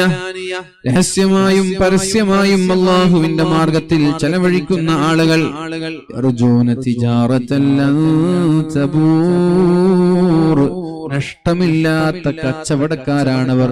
അവരുടെ ഈ കച്ചവടത്തിൽ ലാഭം മാത്രമേ അവർക്ക് കിട്ടുള്ളൂ. ഫഅൻ അനസ് റളിയല്ലാഹു അൻഹു, മഹാനായ അനസ് തങ്ങൾ പറയുന്നുണ്ട്, മാ സുഇല റസൂലുള്ളാഹി സ്വല്ലല്ലാഹു അലൈഹി വസല്ലം ശൈഅൻ ഇല്ലാ അഅതാ. നബി തങ്ങളോട് ആരെങ്കിലും ഒരാൾ അതെനിക്ക് തരുമോ നബിയേ എന്ന് ചോദിച്ചാൽ ആലോചിക്കൂല, എടുത്തു കൊടുക്കും. എല്ലാവരും ഐഫോൺ 11 പ്രോ വാങ്ങിച്ചു. 11 ഐഫോണിന്റെ 1,00,000 ചില്ലാനും രൂപയുള്ള ഒരു ഫോൺ ദുബൈയിൽ നിന്ന് വരുമ്പോ കൊണ്ടുവന്നു. നാട്ടിലെത്തുമ്പോ ചങ്ങാതി വെച്ചത് എനിക്ക് തരുമോ? കൊടുക്കോ? ഇല്ല. എന്നാൽ അല്ലാഹുവിന്റെ ഹബീബ് അങ്ങനെയല്ല. ചോദിച്ചാ പിന്നെ അവിടെ ഒരു ഒബ്ജക്ഷൻ ഇല്ല. കൊടുത്തു കഴിഞ്ഞു. അതാ ഞാൻ പറഞ്ഞത്, നമ്മുടെ സ്വതക്കൊന്നുമല്ല, നമ്മുടെ സ്വതക്കുകളൊന്നുമല്ല. നമുക്ക് വേണ്ടാത്തതേ നമ്മൾ സ്വതക്ക് കൊടുക്കാറുള്ളൂ, വേണ്ടത് കൊടുക്കാറില്ല. ബക്കറ്റ് വരുമ്പോൾ ഇത്ര ആവേശത്തോടെയാണ് 10ഉം 20ഉം പിടിച്ച് ബക്കറ്റിലിടുന്നത്. എന്താ? ആർക്കും വേണ്ടാത്തതാണ്. ഭയങ്കര ഉഷാറിലിടും. ആർക്കും വേണ്ടാത്ത സംഖ്യ. ആർക്കാണ് 10 വേണ്ടത്? ആർക്കാ 20? 10 വീണിട്ട് ഞങ്ങൾ പൊറുക്കും. അതൊക്കെ കാറ്റിൽ പറന്നു പോയാൽ നിങ്ങൾ മീൻ. ആർക്കാണ് 10ഉം 20ഉം വേണ്ടത്? വേണ്ടാത്ത സംഖ്യ നമ്മൾ ബക്കറ്റിലിട്ടു. എന്തിന് 500 എന്ന് പറഞ്ഞൊരു വേണ്ടൊരു സംഖ്യ അത് കൊടുക്കോ? ഇല്ല. നമ്മുടെ സ്വതക്കയൊന്നും സ്വതക്കയായിട്ടില്ല. നമ്മളൊക്കെ വിചാരിക്കാൻ നമ്മളൊക്കെ വലിയ സ്വതക്കക്കാരാണ്. ഇല്ല മുഅ്മിനീങ്ങളെ, നമ്മളൊന്നും സ്വതക്കക്കാരായിട്ടില്ല. നമ്മൾ വേണ്ടാത്തത് കൊടുക്കുന്നവരാണ്, വേണ്ടത് നമ്മൾ കൊടുക്കാറില്ല. നമ്മൾക്ക് ഇഷ്ടപ്പെട്ട ഒരു വസ്തു നമ്മൾ കൊടുക്കോ? ഇല്ല. നമ്മൾ ഇഷ്ടപ്പെട്ടത് നമ്മൾ കൊടുക്കാറില്ല. മാറണം, നമ്മുടെ സ്വതക്കയുടെ ശൈലിയൊക്കെ മാറണം. ഇഷ്ടപ്പെട്ടത് കൊടുക്കാൻ നമ്മൾക്ക് കഴിയണം. മഹാനായ അനസ് തങ്ങൾ പറഞ്ഞു, മാ സുഇല റസൂലുള്ളാഹി സ്വല്ലല്ലാഹു അലൈഹി വസല്ലം ശൈഅൻ ഇല്ലാ അഅതാ. നബി തങ്ങളോട് എന്ത് ചോദിച്ചാലും ഉടനെ തന്നെ നബി തങ്ങൾ കൊടുക്കുമത്രേ. ഒരു സ്വഹാബി ഒരു പെണ്ണ് നബി തങ്ങൾക്ക് നല്ല മനോഹരമായ ഒരു വസ്ത്രം സ്റ്റിച്ച് ചെയ്ത് കൊടുത്തു. നല്ല രസമുള്ള ഒരു വസ്ത്രം. അതിട്ടപ്പോ നബി തങ്ങളുടെ സൗന്ദര്യം തന്നെ ഒന്ന് വർദ്ധിച്ചു. സ്വഹാബാക്കളുടെ മുമ്പിലേക്ക് വന്നു. മാഷാ അല്ലാഹ്. ഇത് കണ്ടപ്പോൾ ഒരു സ്വഹാബി പറഞ്ഞു, യാ റസൂലല്ലാഹ്, നബിയെ അത് എനിക്ക് തരുമോ എന്ന് ചോദിച്ചു. ഉടനെ തന്നെ ധരിച്ചു അദ്ദേഹത്തിന്. സ്വഹാബാക്കളൊക്കെ പ്രശ്നമാക്കി, എന്താണ് നബി തങ്ങൾ ഇഷ്ടപ്പെട്ട് ധരിച്ചൊരു വസ്ത്രമല്ലേ, അങ്ങനെ ചോദിക്കാൻ പാടുണ്ടോ? വളരെ മോശമായി. നിങ്ങൾക്കറിയൂലേ നബി തങ്ങൾ എന്ത് ചോദിച്ചാലും കൊടുക്കൂ, നിങ്ങൾക്കറിയില്ലേ, പിന്നെ എന്തിനാ നിങ്ങൾ ഈ പഠിക്കുന്നില്ല? സഹാബാക്കൾക്ക് വിഷമമായ കാരണം നബി തങ്ങൾക്ക് ഇഷ്ടപ്പെട്ട ഒരു വസ്ത്രമാണ്. അത് നബി തങ്ങൾ ഒറ്റൊരു തവണ ഇട്ടിട്ടുള്ളപ്പോഴേക്കും ഒരു സഹാബി ചോദിച്ചു, നബി തങ്ങൾ അയച്ചു. അപ്പോഴദ്ദേഹം പറഞ്ഞത്, ഞാനിത് വാങ്ങിച്ചത് എനിക്ക് ധരിക്കാനല്ല, ഞാനിത് ദുനിയാവിൽ ഉപയോഗിക്കാനല്ല. ഞാൻ മരിച്ചു കിടക്കുമ്പോൾ എന്റെ കഫം പുടയായി എന്റെ ഹബീബ് ധരിച്ച വസ്ത്രം ധരിക്കണമെന്നുള്ള താല്പര്യത്തോടെയാണ് ഞാനിത് ചോദിച്ചത് എന്ന് ആ സ്വഹാബി പറഞ്ഞു. നിങ്ങളെ സ്വതക്കയുടെ വിഷയത്തിൽ വളരെ നന്നായി, വളരെ ആവേശത്തോടെ സ്വതക്ക ചെയ്യാൻ നമ്മൾ ശ്രമിക്കണം.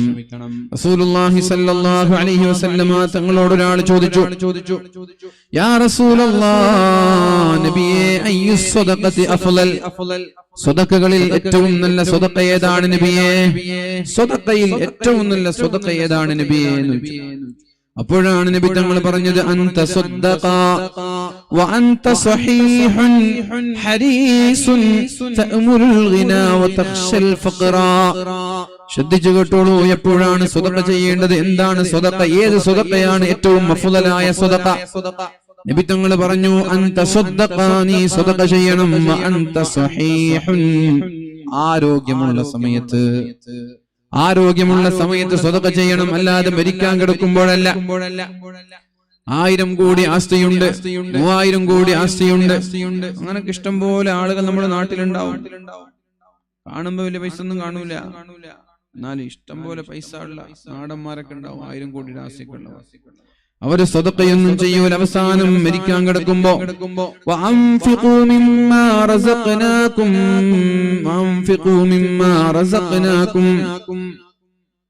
നിങ്ങൾക്ക് ഞാൻ ചെലവഴിച്ചത് നിങ്ങളുടെ മരണത്തിനു മുമ്പേ നിങ്ങൾ ചെലവഴിക്കണം. നിങ്ങൾക്ക് ഞാൻ തന്നത് വഅൻഫിഖൂ മിമ്മാ റസഖ്നാകും,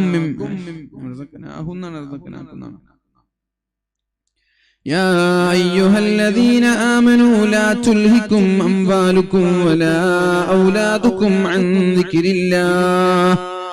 ومؤمنين الله رب سبحانه وتعالى പറഞ്ഞു, لا تلهكم أموالكم ولا أولادكم, നിങ്ങൾക്ക് നിങ്ങളുടെ മക്കളോ നിങ്ങളുടെ സമ്പാദ്യങ്ങളോ അല്ലാഹുവിന്റെ ദിക്റിൽ നിന്ന് നിങ്ങളുടെ ശ്രദ്ധ മാറ്റാൻ കാരണമാവരുത്. ലാ തുൽഹിക്കും അംവാലുക്കും വലാ ഔലാദുക്കും, നിങ്ങളുടെ സമ്പാദ്യങ്ങളോ നിങ്ങളുടെ മക്കളോ അല്ലാഹുവിൽ നിന്ന് മാറാൻ, അല്ലാഹുവിൽ നിന്ന് ശ്രദ്ധ തിരിച്ചുവിടാൻ കാരണമാവരുത്.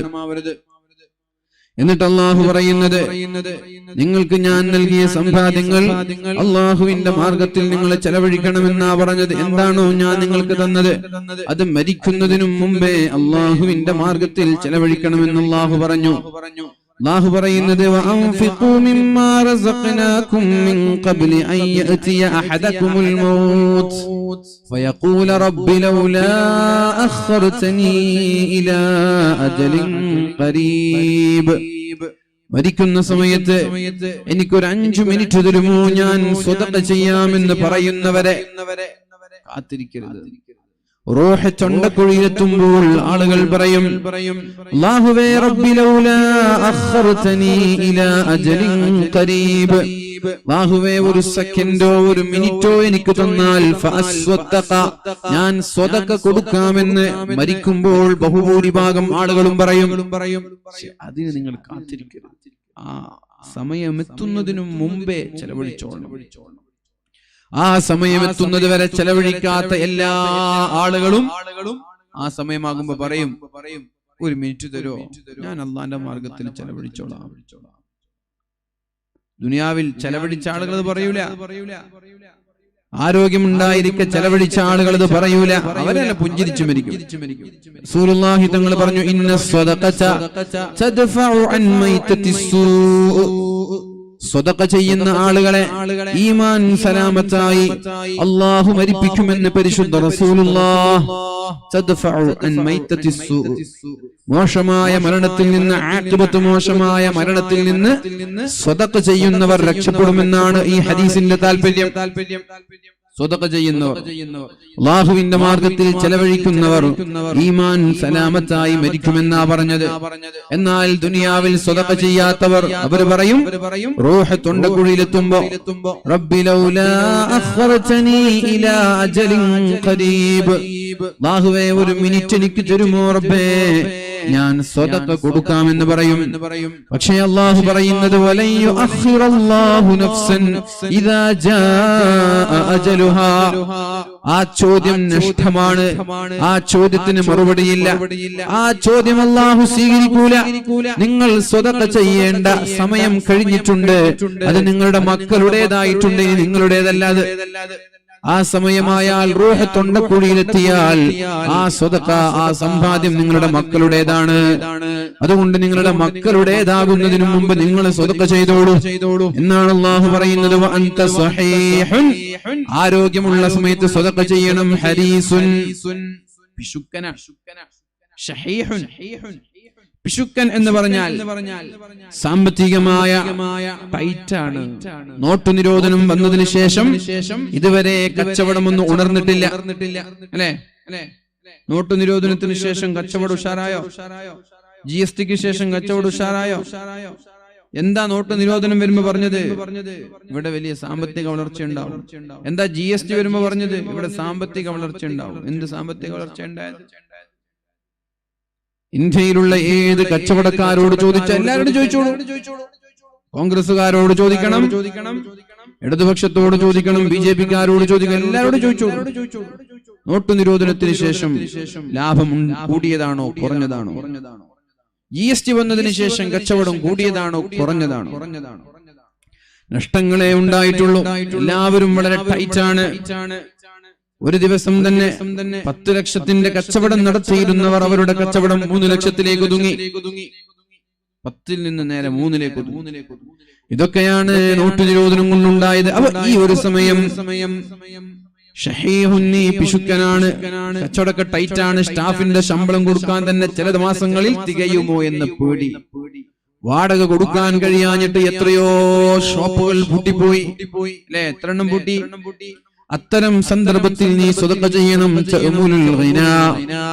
ഇതൊന്നിങ്ങനെ മാറിയിരുന്നെങ്കിൽ, ഈ ഒരു സാമ്പത്തികമായിട്ടുള്ള പ്രതിസന്ധി മാറിയിരുന്നെങ്കിൽ, ഒന്ന് മാർക്കറ്റ് ഉണർന്നിരുന്നെങ്കിൽ എങ്ങനെ പ്രതീക്ഷിക്കുകയാണ്. ഇതേ രീതിയിൽ മുന്നോട്ട് പോയാൽ ആത്മഹത്യ ചെയ്യേണ്ടി വരുമെന്ന് വരെ ചിന്തിക്കുന്നവർ മുസ്ലിമീങ്ങളില്ലെങ്കിലും എത്രയോ ആളുകൾ ആത്മഹത്യ ചെയ്തു കഴിഞ്ഞു. വലിയ മുതലാളിയാണ് കഫേ കോഫിയുടെ മുതലാളി. ഈ ഇന്ത്യ രാജ്യത്ത് കോഫി സംസ്കാരത്തിന് തുടക്കം കുറിച്ച ആളാണ് കഫേ കോഫിയുടെ മുതലാളി. അദ്ദേഹം മംഗലാപുരത്ത് നേത്രാവതി പാലത്തിൽ നിന്ന് പുഴയിലേക്ക് ചാടി ആത്മഹത്യ ചെയ്ത സാമ്പത്തിക പ്രതിസന്ധിയാണ്. മരണസമയത്ത് അദ്ദേഹത്തിന് 4000 കോടിയിൽ കൂടുതൽ ആസ്തിയുണ്ടെങ്കിലും സാമ്പത്തികമായിട്ടുള്ള പ്രയാസമാണ് ആത്മഹത്യയിലേക്ക് അദ്ദേഹത്തെ പ്രേരിപ്പിച്ചത്. ഇവിടെ കർഷകന്മാരുടെ ആത്മഹത്യ നടക്കുന്നത് എന്തിന്റെ പേരിലാണ്? സാമ്പത്തികമായ പ്രയാസത്തിന്റെ പേരിലാണ്. ഒരുപാട് ബിസിനസ്സുകാർ, കച്ചവടക്കാരൊക്കെ ആത്മഹത്യയെ കുറിച്ച് ചിന്തിക്കുന്നത് ഇങ്ങനെ മുന്നോട്ട് പോയാൽ എന്റെ ഇസ്സത്തിന് പ്രശ്നമാണത്, എന്റെ അഭിമാനത്തിന് പ്രശ്നമാണ്.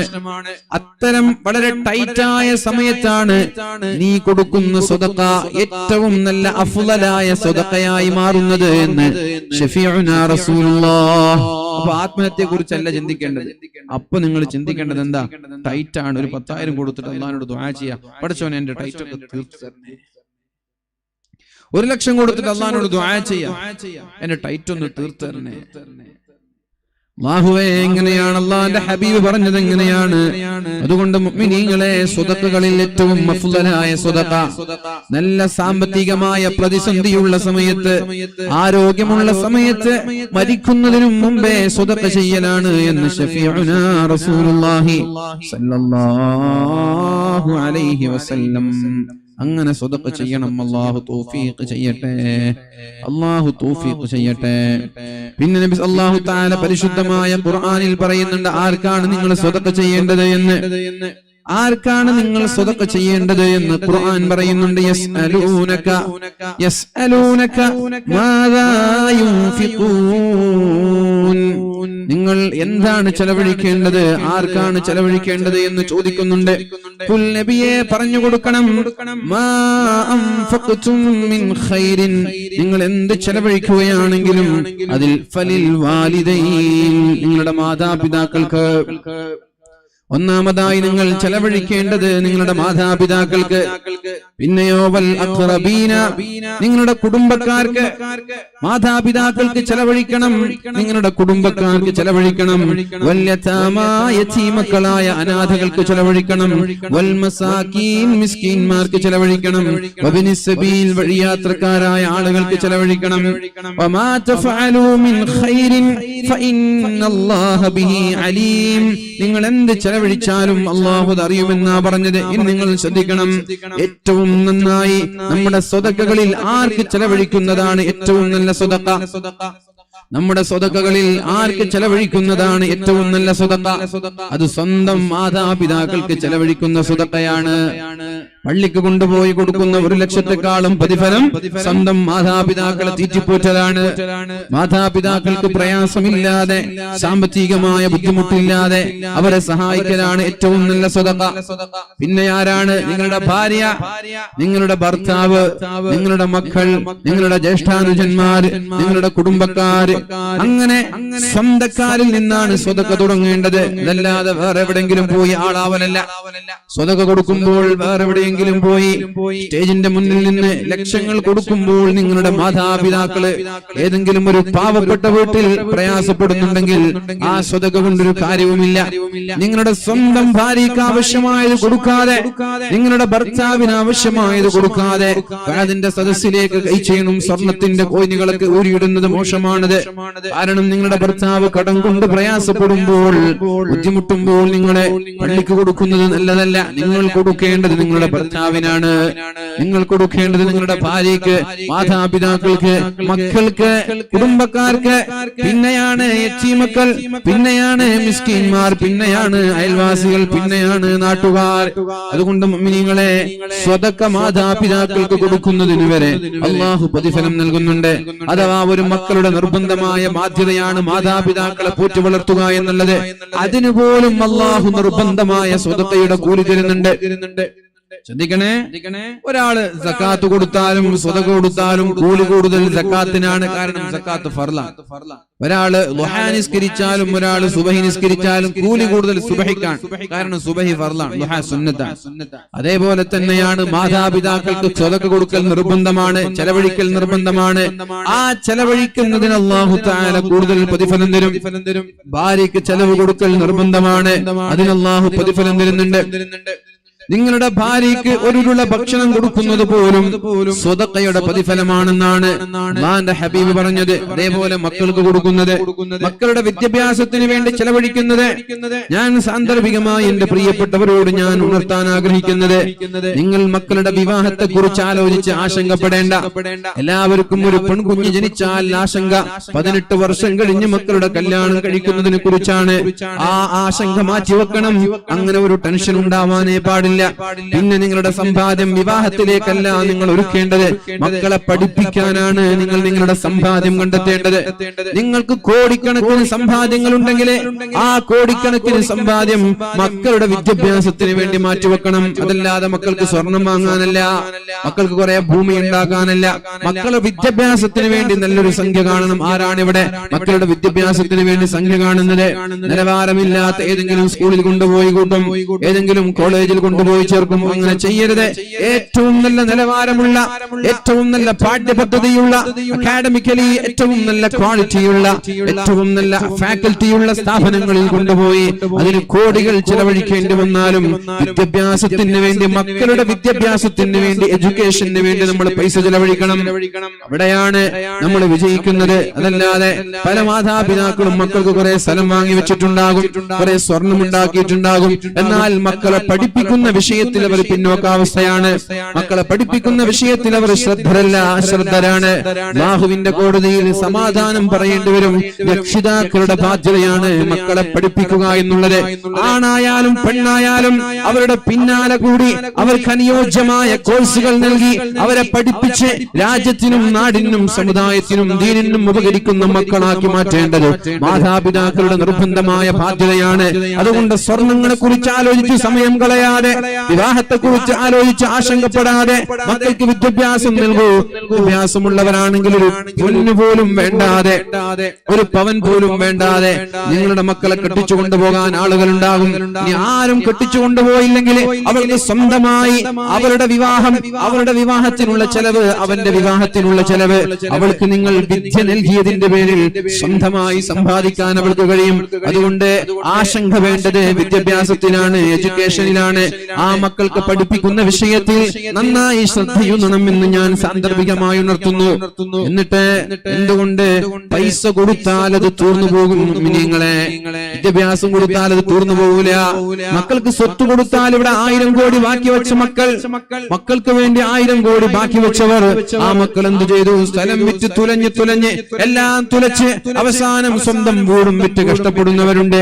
നേരെ മറിച്ചവർക്ക് വിദ്യാഭ്യാസം നൽകിയിരുന്നുവെങ്കിൽ അവരുടെ വിദ്യാഭ്യാസ യോഗ്യത കൊണ്ട് അന്തസ്സോടെ മരണം വരെ ജീവിക്കാൻ അവർക്ക് കഴിയുമായിരുന്നു.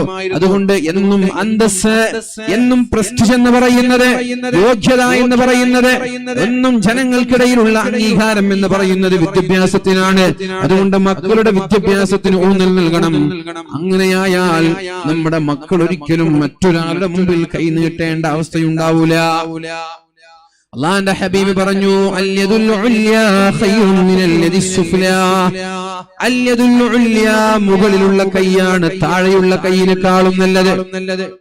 മുകളിലുള്ള കൈ കൊടുക്കുന്ന കൈയാണ്, താഴെയുള്ള കൈ വാങ്ങുന്ന കൈയാണ്. ഈ വാങ്ങുന്ന കൈകളെക്കാളും നല്ലത് ഇങ്ങനെയുള്ള കൈകളാണ്. കൊടുക്കാൻ ശീലിക്കണം, വാങ്ങാനല്ല ശീലിക്കേണ്ടത്, കൊടുക്കാൻ ശീലിക്കണം. കൈ എപ്പോഴും മുകളിലായിക്കോട്ടെ, താഴെ വേണ്ട.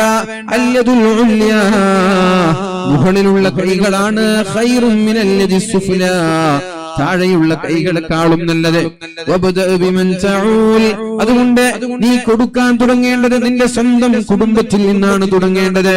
അപ്പൊ ഭർത്താവ് സ്വന്തം ഭാര്യയ്ക്ക് ചെലവഴിക്കണം, മക്കൾക്ക് ചെലവഴിക്കണം, മാതാപിതാക്കൾക്ക് ചെലവഴിക്കണം. അവിടെ നിന്നാണ് തുടങ്ങേണ്ടത്. അഥവാ ഭാര്യയ്ക്ക് ആവശ്യമായത് കൊടുക്കണം, മക്കൾക്ക് ആവശ്യമായ വിദ്യാഭ്യാസം നൽകണം, മാതാപിതാക്കൾക്ക് അവരുടെ മരുന്ന്, അവരുടെ ചികിത്സ, അവരുടെ മറ്റുള്ള ആവശ്യങ്ങൾക്ക് വേണ്ടി നൽകണം. അതാണ് വഹുവ അഅലമു അജ്റൻ, പ്രതിഫലങ്ങളിൽ ഏറ്റവും നല്ല പ്രതിഫലമെന്ന് അല്ലാഹുവിന്റെ ഹബീബായ മുഹമ്മദ് മുസ്തഫ നബി തങ്ങൾ പറയുന്നുണ്ട്. അഫ്ളലു ദീനാരിൻ യുൻഫിഖുഹു റജുലു, ഒരു ചെറുപ്പക്കാരൻ, ഒരു സഹോദരൻ, ഒരു പുരുഷൻ ആരായാലും അവർ ചെലവഴിക്കുന്ന ദീനാറിൽ ഏറ്റവും അഫ്ളലായ സംഖ്യ, ഏറ്റവും അഫ്ളലായ സദഖ ദീനാറുൻ യുൻഫിഖുഹു അലാ ഇയാലിഹി, അയാളുടെ കുടുംബത്തിന് ചെലവഴിക്കുന്ന സദഖയാണെന്ന് ശഫീഉനാ റസൂലുള്ളാഹ്. സ്വന്തം ഭാര്യയ്ക്കും മക്കൾക്കും ചെലവഴിക്കുന്ന സദഖ എന്ന് വെച്ച് ഈ പള്ളിക്കും ഞാൻ കൊടുക്കൂല, ഇനി മദ്രസയ്ക്കും ഞാൻ കൊടുക്കൂല, ഇനി നാട്ടുകാർക്കും കൊടുക്കൂല, സംഘടനക്കും കൊടുക്കൂല, പാർട്ടിക്കും കൊടുക്കൂല, ഞാനും എന്റെ കെട്ടിയോളും കുട്ടിയോളും എന്ന് പറഞ്ഞിരിക്കാൻ ആരും തയ്യാറാവേണ്ട. ഈ പറഞ്ഞതിന്റെ അർത്ഥം മക്കൾക്ക് ഇങ്ങനെ സദഖ കൊടുത്ത് കുറെ സ്വത്തുണ്ടാക്കി സമ്പാദിച്ചു വെക്കാനല്ല. നിങ്ങളുടെ മക്കൾ അനാഥരായി പട്ടിണി കിടന്ന് മറ്റൊരാളുടെ മുമ്പിൽ യാചിക്കേണ്ട ഒരവസ്ഥ നിങ്ങൾ ഉണ്ടാക്കരുതേ. നിങ്ങളുടെ മക്കൾ ചെലവ് കൊടുക്കൽ നിർബന്ധമായത് കൊടുത്ത് മിച്ചമുള്ളത് നിങ്ങളുടെ കുടുംബത്തിന് കൊടുക്കണം. പിന്നെ നിങ്ങൾ തൊട്ടടുത്ത് അങ്ങനെ ആരൊക്കെയാണോ ഉള്ളത് അവർക്കൊക്കെ കൊടുക്കണം എന്നല്ലാതെ എല്ലാം നിങ്ങളുടെ ഭാര്യയുടെ പേരിൽ എഴുതി വെക്ക. 10 ഏക്കർ ഭാര്യയുടെ പേരിൽ നിങ്ങൾ പറഞ്ഞതല്ലേ ഭാര്യയ്ക്ക് കൊടുക്കുന്ന സ്വതക്കയാണ് നല്ലത്. ഒരു 10 ഏക്കർ മക്കളുടെ ഏടിൽ മക്കൾക്ക് കൊടുക്കാൻ കൂലിയുണ്ടെന്നാ പറഞ്ഞു. ഇതല്ല ഈ സ്വതക്ക കൊണ്ട് ഉദ്ദേശിച്ചത്. നിങ്ങളുടെ മക്കള് പട്ടിണി കിടന്നിട്ട് മറ്റൊരാളുടെ മുമ്പിൽ യാചിക്കേണ്ട ഒരവസ്ഥയുണ്ടാവരുത്. നിങ്ങളുടെ മക്കൾക്കും നിങ്ങളുടെ ഭാര്യയ്ക്കും നിർബന്ധമായും കൊടുക്കേണ്ട ഭക്ഷണം, നിർബന്ധമായും കൊടുക്കേണ്ട വസ്ത്രം, നിർബന്ധമായും കൊടുക്കേണ്ട വിദ്യാഭ്യാസം, ഇതെല്ലാം കഴിഞ്ഞ് മിച്ചമുള്ളത് അവർക്ക് ഇങ്ങനെ കെട്ടിവെക്കാനല്ല, സൂക്ഷിച്ചു വെക്കാനല്ല. ഇത് കഴിഞ്ഞ് മിച്ചമുള്ളത് നിങ്ങളുടെ കുടുംബക്കാരായ തൊട്ടടുത്ത ആളുകൾ, ജ്യേഷ്ഠാനുജന്മാര്, പെങ്ങന്മാർ, അയൽവാസികൾ ഇങ്ങനെ കൊടുക്കണമെന്നാണ് അല്ലാഹുവിന്റെ ഹബീബായ റസൂലുള്ളാഹി സ്വല്ലല്ലാഹു അലൈഹി വസല്ലമ തങ്ങൾ ഉദ്ദേശിച്ചത്. ഇതിനെ ചൂഷണം ചെയ്യരുതാരും. അങ്ങനെയാണല്ലോ നമ്മൾ കിട്ടുന്ന ചാൻസ് ചൂഷണം ചെയ്യും. അങ്ങനെ പറഞ്ഞല്ലോ ഉസ്താദ്, അപ്പൊ ഇനി ഞാൻ പള്ളിക്കും കൊടുക്കുന്നില്ല, മദ്രസക്കും കൊടുക്കുന്നില്ല, ഭാര്യക്കും അങ്ങനെ കൊടുക്കാൻ വേണ്ട, എല്ലാം ഭാര്യക്ക് കൊടുക്കാൻ നിർബന്ധമായത് കൊടുത്താൽ മതി. ഭാര്യക്കും മക്കൾക്ക് നിർബന്ധമായത് കൊടുക്കുക, അല്ല സുഖിപ്പിക്കാനല്ല അവരെ. എന്നാൽ ചില ആളുകൾ മക്കൾക്ക് എന്ത് വാങ്ങിച്ചു കൊടുക്കാൻ ഒരു മടി ഉണ്ടല്ലോ. പള്ളിക്ക് ഒരു 10,000 ചോദിച്ചാൽ കൊടുക്കൂല, മക്കൾക്ക് 10 ഇറങ്ങുമ്പോ 10 കൊടുക്കും, 2 മാസം കഴിഞ്ഞാൽ 11 ഇറങ്ങും, 11 വാങ്ങിച്ചു കൊടുക്കും. ഒരു മടി ഉണ്ടാവില്ല പൈസ ചെലവഴിക്കാൻ. മക്കൾക്കും ഭാര്യക്കും കൊടുക്കുമ്പോൾ പള്ളിക്കും മദ്രസയ്ക്കും കൊടുക്കാൻ ഭയങ്കര മടിയായിരിക്കും. ഈ സ്വതക്കല്ല പറഞ്ഞു 10ഉം 11ഉം വാങ്ങിച്ചു കൊടുക്കുന്ന കേസല്ല. മക്കൾക്ക് വണ്ടി വാങ്ങിച്ചു കൊടുക്കുന്നതോ മൊബൈൽ ഫോൺ വാങ്ങിച്ചു കൊടുക്കുന്നതൊന്നല്ല ഇവിടെ പറഞ്ഞത്. അവർക്ക് നിർബന്ധമായി കിട്ടേണ്ട വിശപ്പടക്കാനുള്ള ഫുഡ്, ഔറത്ത് മറക്കാനുള്ള വസ്ത്രം, ഇത്രേ ഉള്ളൂ ഈ വിഷയം. പിന്നെ അവരുടെ വിദ്യാഭ്യാസ ആവശ്യത്തിനുള്ള. അതുകൊണ്ട് മുഅ്മിനീങ്ങളെ, ഇത് കഴിഞ്ഞാൽ, ഇതെല്ലാം കൊടുത്തു കഴിഞ്ഞാൽ പിന്നെ പള്ളിക്കും മദ്രസയ്ക്കും പാവങ്ങൾക്കും കുടുംബങ്ങൾക്കും കൊടുക്കണം. മഹാനായ അബ്ദുല്ലാഹി ഇബ്നു മസ്ഊദ് റളിയല്ലാഹു അൻഹുവിന്റെ ഭാര്യ സൈനബ എന്നവർ, അബ്ദുല്ലാഹി ഇബ്നു മസ്ഊദ് റളിയല്ലാഹു അൻഹുവിന്റെ ഭാര്യ ബിലാൽ റളിയല്ലാഹു അൻഹുവിനോട് പറഞ്ഞു, ബിലാലെ, സലിൻ നബിയെ സല്ലല്ലാഹു അലൈഹി വസല്ലം നബി തങ്ങളോട് ചോദിക്കണം, അയസഉനി അൻ അലഅ സദഖതി ഫീ സൗജി വഫീ ബനി അഖില്ലി യതാമാ. എന്റെ കയ്യിൽ കുറച്ച് പൈസയുണ്ട്. അബ്ദുല്ലാഹി ഇബ്നു മസ്ഊദ് തങ്ങളുടെ ഭാര്യ ചോദിക്കാൻ, ബിലാൽ തങ്ങളോട് പറയാൻ, നബി തങ്ങളോട് ചോദിക്കണം, എന്റെ കുറച്ച് പൈസ ഉണ്ട്, അത് ഞാൻ എന്റെ ഭർത്താവിന് കൊടുത്താൽ സ്വതക്കയുടെ കൂലി കിട്ടുമോ എന്ന് ചോദിക്കണം. എന്റെ കുടുംബത്തിൽ കുറച്ച് യതീം മക്കളുണ്ട്, അവർക്ക് കൊടുത്താൽ കൂലി കിട്ടുമോ എന്ന് നബി തങ്ങളോട് ചോദിക്കണം ബിലാൽ എന്നവരെ. അപ്പോഴാണ് ബിലാൽ എന്നവർ ചോദിച്ചത്, യാ റസൂലല്ലാഹ്, ഇങ്ങനെ ഒരു ചോദ്യമുണ്ട് നബിയെ. നബി തങ്ങൾ പറഞ്ഞു, നഅം ലഹാ അജ്റാൻ. അതേ, സൈനബ എന്നവർക്ക് അല്ലാഹു തആല 2 പ്രതിഫലം നൽകുമെന്നാ പറഞ്ഞത്. ഭർത്താവിന് നല്ല കടമുണ്ട്, പ്രയാസമുണ്ട്, സാമ്പത്തികമായി ഭാര്യയും മക്കളെയും മുന്നോട്ട് കൊണ്ടുപോകാൻ പ്രയാസമുള്ളൊരു ഭർത്താവിനെ ഭാര്യ സാമ്പത്തികമായി സഹായിച്ചു. ഭാര്യയ്ക്ക് പിതാവിന്റെ വഴിയെ നല്ല സമ്പാദ്യം കിട്ടിയിട്ടുണ്ട്. ഭാര്യയുടെ പേരിൽ ബിൽഡിംഗ് ഉണ്ട്, അതിൽ നിന്ന് മാസത്തിൽ ഒരു 25,000 30,000 വരുമാനമുണ്ട്. ഭർത്താവാണെങ്കിൽ കഷ്ടപ്പെട്ട് വിയർപ്പ് നീരാക്കി ഇങ്ങനെ ജോലി ചെയ്തിട്ട് മക്കളെ പഠിപ്പിക്കുന്നു, ഒരുപാട് കടമുണ്ട്. ആ ഭാര്യയ്ക്ക് ഈ 25,000-ൽ നിന്ന് ഭർത്താവിന്റെ കടം കൊടുത്തുവിട്ടാൻ സഹായിച്ചാൽ ലഹാ അജ്റാൻ, 2 കൂലിയാണ്. ഒന്ന് അജ്റുൽ ഖറാബ, ഭർത്താവിനോടുള്ള ബന്ധം സ്ഥാപിച്ച, കുടുംബ ബന്ധം സ്ഥാപിച്ച പ്രതിഫലം 1. 2 അജ്റുസ് സ്വദഖ, സ്വദഖ കൊടുത്ത കൂലി. നേരെ മറിച്ച് ഈ പെണ്ണ് പള്ളിക്ക് കൊടുത്തിരുന്നെങ്കിൽ ഒരു കൂലിയാ കിട്ടുക, സ്വദഖയുടെ കൂലി മാത്രം. ഭർത്താവിന് കൊടുത്തപ്പോൾ അല്ലാഹു തആല 2 കൂലി കൊടുത്തു. ആദ്യം നമ്മൾ പ്രിഫർ ചെയ്യേണ്ടത് നമ്മളോട് ഏറ്റവും അടുത്തു നിൽക്കുന്നവരെയാണ്. മഹാനായ അബ്ദുല്ലാഹി ഇബ്നുൽ മുബാറക് റളിയല്ലാഹു അൻഹു പറഞ്ഞു, ലാ യഅദിലുൽ കസ്ബ വൽ ഇൻഫാഖ അലൽ അയാലി ഷൈഉൻ. സ്വന്തം കുടുംബത്തിന് വേണ്ടി കഷ്ടപ്പെടുന്നത്, സ്വന്തം കുടുംബത്തിന് വേണ്ടി ചെലവഴിക്കുന്നത്, ഇതിനോട് വേറെ ഒന്നും കിടപിടിക്കൂല, അത്രയ്ക്കും പ്രതിഫലമുള്ള കാര്യമാണെന്ന് മഹാനായ അബ്ദുല്ലാഹി ഇബ്നുൽ മുബാറക് റളിയല്ലാഹു അൻഹു പറഞ്ഞു. അപ്പോ മക്കൾക്ക് വേണ്ടി ചെലവഴിക്കുന്നതിൽ ഏറ്റവും പ്രധാനപ്പെട്ടത് അവരുടെ ഫിറ്റ്നസ്, അവരുടെ ആരോഗ്യം സൂക്ഷിക്കുന്നത്, അവർക്ക് വിദ്യാഭ്യാസം നൽകുന്നത്, അവർക്ക് ജനങ്ങൾക്കിടയിൽ മാന്യമായി നടക്കാനും ജനങ്ങൾക്കിടയിൽ മാന്യമായി ഇടപെടാനുള്ള സംസ്കാരം കൊടുക്കുന്ന, എന്താണോ മക്കൾക്ക് ഇന്നത്തെ നിലനിൽപ്പിന്റെ ആവശ്യത ഒക്കെ മക്കൾക്ക് കൊടുക്കണം. ആരോഗ്യം കൊടുക്കണം, മാനസികമായ ശാരീരികമായ ഫിറ്റ്നസ് വളരെ പ്രധാനമാണല്ലോ. പിന്നെ ഇൽമ്, മതവും ഭൗതികവും രണ്ടും കൊടുക്കണം. ഇതൊക്കെ ദീനിന്റെ ഭാഗമാണ്. ഇതിനു വേണ്ടി ചെലവഴിക്കുന്നതിനൊക്കെ കൂലിയുണ്ട് എന്ന് നമ്മൾ മനസ്സിലാക്കുക. ഒരിക്കൽ അല്ലാഹുവിന്റെ റസൂൽ സല്ലല്ലാഹു അലൈഹി വസല്ലം അബൂ ലുബാബ എന്ന് പറയുന്ന ഒരു സ്വഹാബി, ആ സ്വഹാബിയുടെ വീടിന്റെ തൊട്ടടുത്ത് ഇതുപോലൊരു ഈന്തപ്പനുണ്ട്, തെങ്ങാണ്, ഇതേപോലൊരു ഈന്തപ്പനുണ്ട്. ഇത് അദ്ദേഹത്തിന്റെ വീടാണ്. അപ്പുറത്തെ വീട്ടിൽ ഈ തെങ്ങിന്റെ തൊട്ടടുത്ത് വേറൊരു വീടുണ്ട്. ആ ഈന്തപ്പനയിൽ നിന്ന് എപ്പോഴും ഈത്തപ്പഴങ്ങൾ അപ്പുറത്തെ വീട്ടിലെ മുറ്റത്തേക്കാ വീഴുന്നത്. അവിടെ യത്തീമക്കളാണുള്ളത്. ആ യത്തീമക്കളെ രാവിലെ ഇങ്ങനെ ഇറങ്ങി നടക്കുമ്പോ ഈത്തപ്പഴം കാണും, അവരെടുത്ത് തിന്നും. ഹറാമല്ലയോ അത്? ഹറാമല്ലേ? ഈ തെങ്ങിൽ നിന്ന് വേണ തേങ്ങ ഞാനെടുത്ത് വണ്ടിയിലിടുന്നത് ഹറാമല്ലേ? അതെനിക്ക് അവകാശപ്പെട്ടതല്ലോ. അപ്പുറത്ത് കവുങ്ങുകളുണ്ട്, ആ കവുങ്ങിൽ നിന്ന് വീഴുന്ന അടക്ക ഒരാൾ പൊറുക്കി കൊണ്ടുപോകുന്നത് ഹറാമല്ലേ? ഹറാമാണത്. ഇതാണ് ഉദാഹരണം. അപ്പുറത്തെ തെങ്ങ് അവിടെ തെങ്ങിന്റെ മുരട് എവിടെ, തല എവിടെ? ആ തെങ്ങിൽ നിന്ന് ഇവിടേക്ക് വീഴുന്ന തേങ്ങ ഈ സ്ഥലത്തിന്റെ ഓണർ എടുക്കൽ ഹറാമാണ് അല്ലേ? രണ്ടും ചിലപ്പോ ഒരേയാളെ സ്ഥലമാണോ? അതറിയില്ല അല്ലേ? ആണോ? അറിയില്ലേ? വേറെ വേറെ സ്ഥലങ്ങളാണ്, അതും ഇതും വേറെ വേറെ സ്ഥലങ്ങളാണ്. അവിടെ നിന്ന് വീഴുന്ന തേങ്ങകൾ ഇവിടെ എടുക്കൽ ഹറാമാണ്. അപ്പൊ ഇയാൾ എന്ത് ചെയ്യണം? ഒരു തേങ്ങ കണ്ടാൽ മുകളിലേക്ക് നോക്കണം. എന്റെ തെങ്ങിൽ എവിടെയെങ്കിലും ഉണങ്ങിയ തേങ്ങ ഉണ്ടോ? ഇല്ല. അപ്പുറത്ത് തെങ്ങിലുണ്ടോ? ഉണ്ടല്ലോ. എന്നാൽ അതെടുത്ത് അപ്പുറം കൊണ്ടുപോയിടണം. ഇന്നൽ ഹലാല ബയ്യിനുൻ വൽ ഹറാമ ബയ്യിനുൻ. ഹലാലും വ്യക്തമാണ്, ഹറാമും വ്യക്തമാണ്. ബൈനഹുമാ മുസ്തബിഹാത്തുൻ. അതിനിടയിൽ സംശയാസ്പദമായ കുറച്ച് കാര്യങ്ങളുണ്ട്. കുറച്ച് സംശയം, ഡൗട്ടാണ്. എന്റേതാണോ അവന്റേതാണോ? ഇത് സംശയാസ്പദമായ മുതലാണ്. അത് എനിക്കെടുക്കാൻ പാടുണ്ടോ? വേണ്ട. സൂക്ഷ്മതയ്ക്ക് വേണ്ടി അപ്പുറത്തുള്ളവർക്ക് കൊടുക്കാം. അവിടെ ഇവിടത്തേത് അവിടെ വീണാൽ അയാൾക്ക് സൂക്ഷ്മതയ്ക്ക് വേണ്ടി പുറത്തുള്ളവന് കൊടുക്കാം. അതാണ് സൂക്ഷ്മത. ആരെങ്കിലും സംശയാസ്പദമായതിനെ സൂക്ഷിച്ചാൽ, അത് എടുക്കാതെ അതിൽ നിന്ന് സൂക്ഷ്മത പാലിച്ചാൽ അയാൾ ഹറാമിൽ നിന്ന് രക്ഷപ്പെട്ടു പോയി. ഹറാമിൽ നിന്ന് അയാൾ രക്ഷപ്പെട്ടു.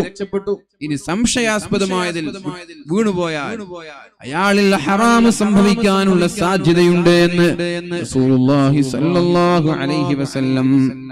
ബക്കറ്റ് ഉണ്ടോ? എന്താ കൊടുക്കാതെ? 10-20 11 മണിയാകുമ്പോ പോയെങ്കിലും വണ്ടി ഇട്ടുള്ളൂ. പക്ഷെ അത് ബക്കറ്റ് വരുമ്പോ ഞാൻ നേരത്തെ കവറുണ്ടല്ലേ, മകരും കവറെല്ലാം പോയി. ഇതൊക്കെ വരുമ്പോ ഞാൻ നേരത്തെ പറഞ്ഞ പോലെ ആർക്കും വേണ്ടാത്ത 10-20 കൊടുത്തിട്ട് വിടണ്ട. ഏറ്റവും ഇഷ്ടപ്പെട്ടത് കൊടുത്തോളൂ. അള്ളാഹു പകരം തരും. കൊടുക്കുന്നതിന് പകരം അള്ളാഹു തരും. ഇൻഷാ അല്ലാഹു തൗഫീഖ് ചെയ്യും. മഹാനായ ലുബാബ എന്നവരുടെ തോട്ടമാണത്. ആ തോട്ടം ലുബാബ എന്നവരുടെ തോട്ടമാണ്. ഇവിടെയാണ് ഇത് യതീമിന്റെ വീടാണ്. അവിടെയാണ് ഒരു ഈന്തപ്പനയുള്ളത്. ആ ഈന്തപ്പനയിൽ നിന്ന് ഈത്തപ്പഴം ഈ തോട്ടം ഇവിടേക്ക് വീഴുന്നുണ്ട്. ഈ വീട്ടിൽ നിന്ന് യതീമക്കളൊക്കെ പോയിട്ട് അതിങ്ങനെ കഴിക്കും.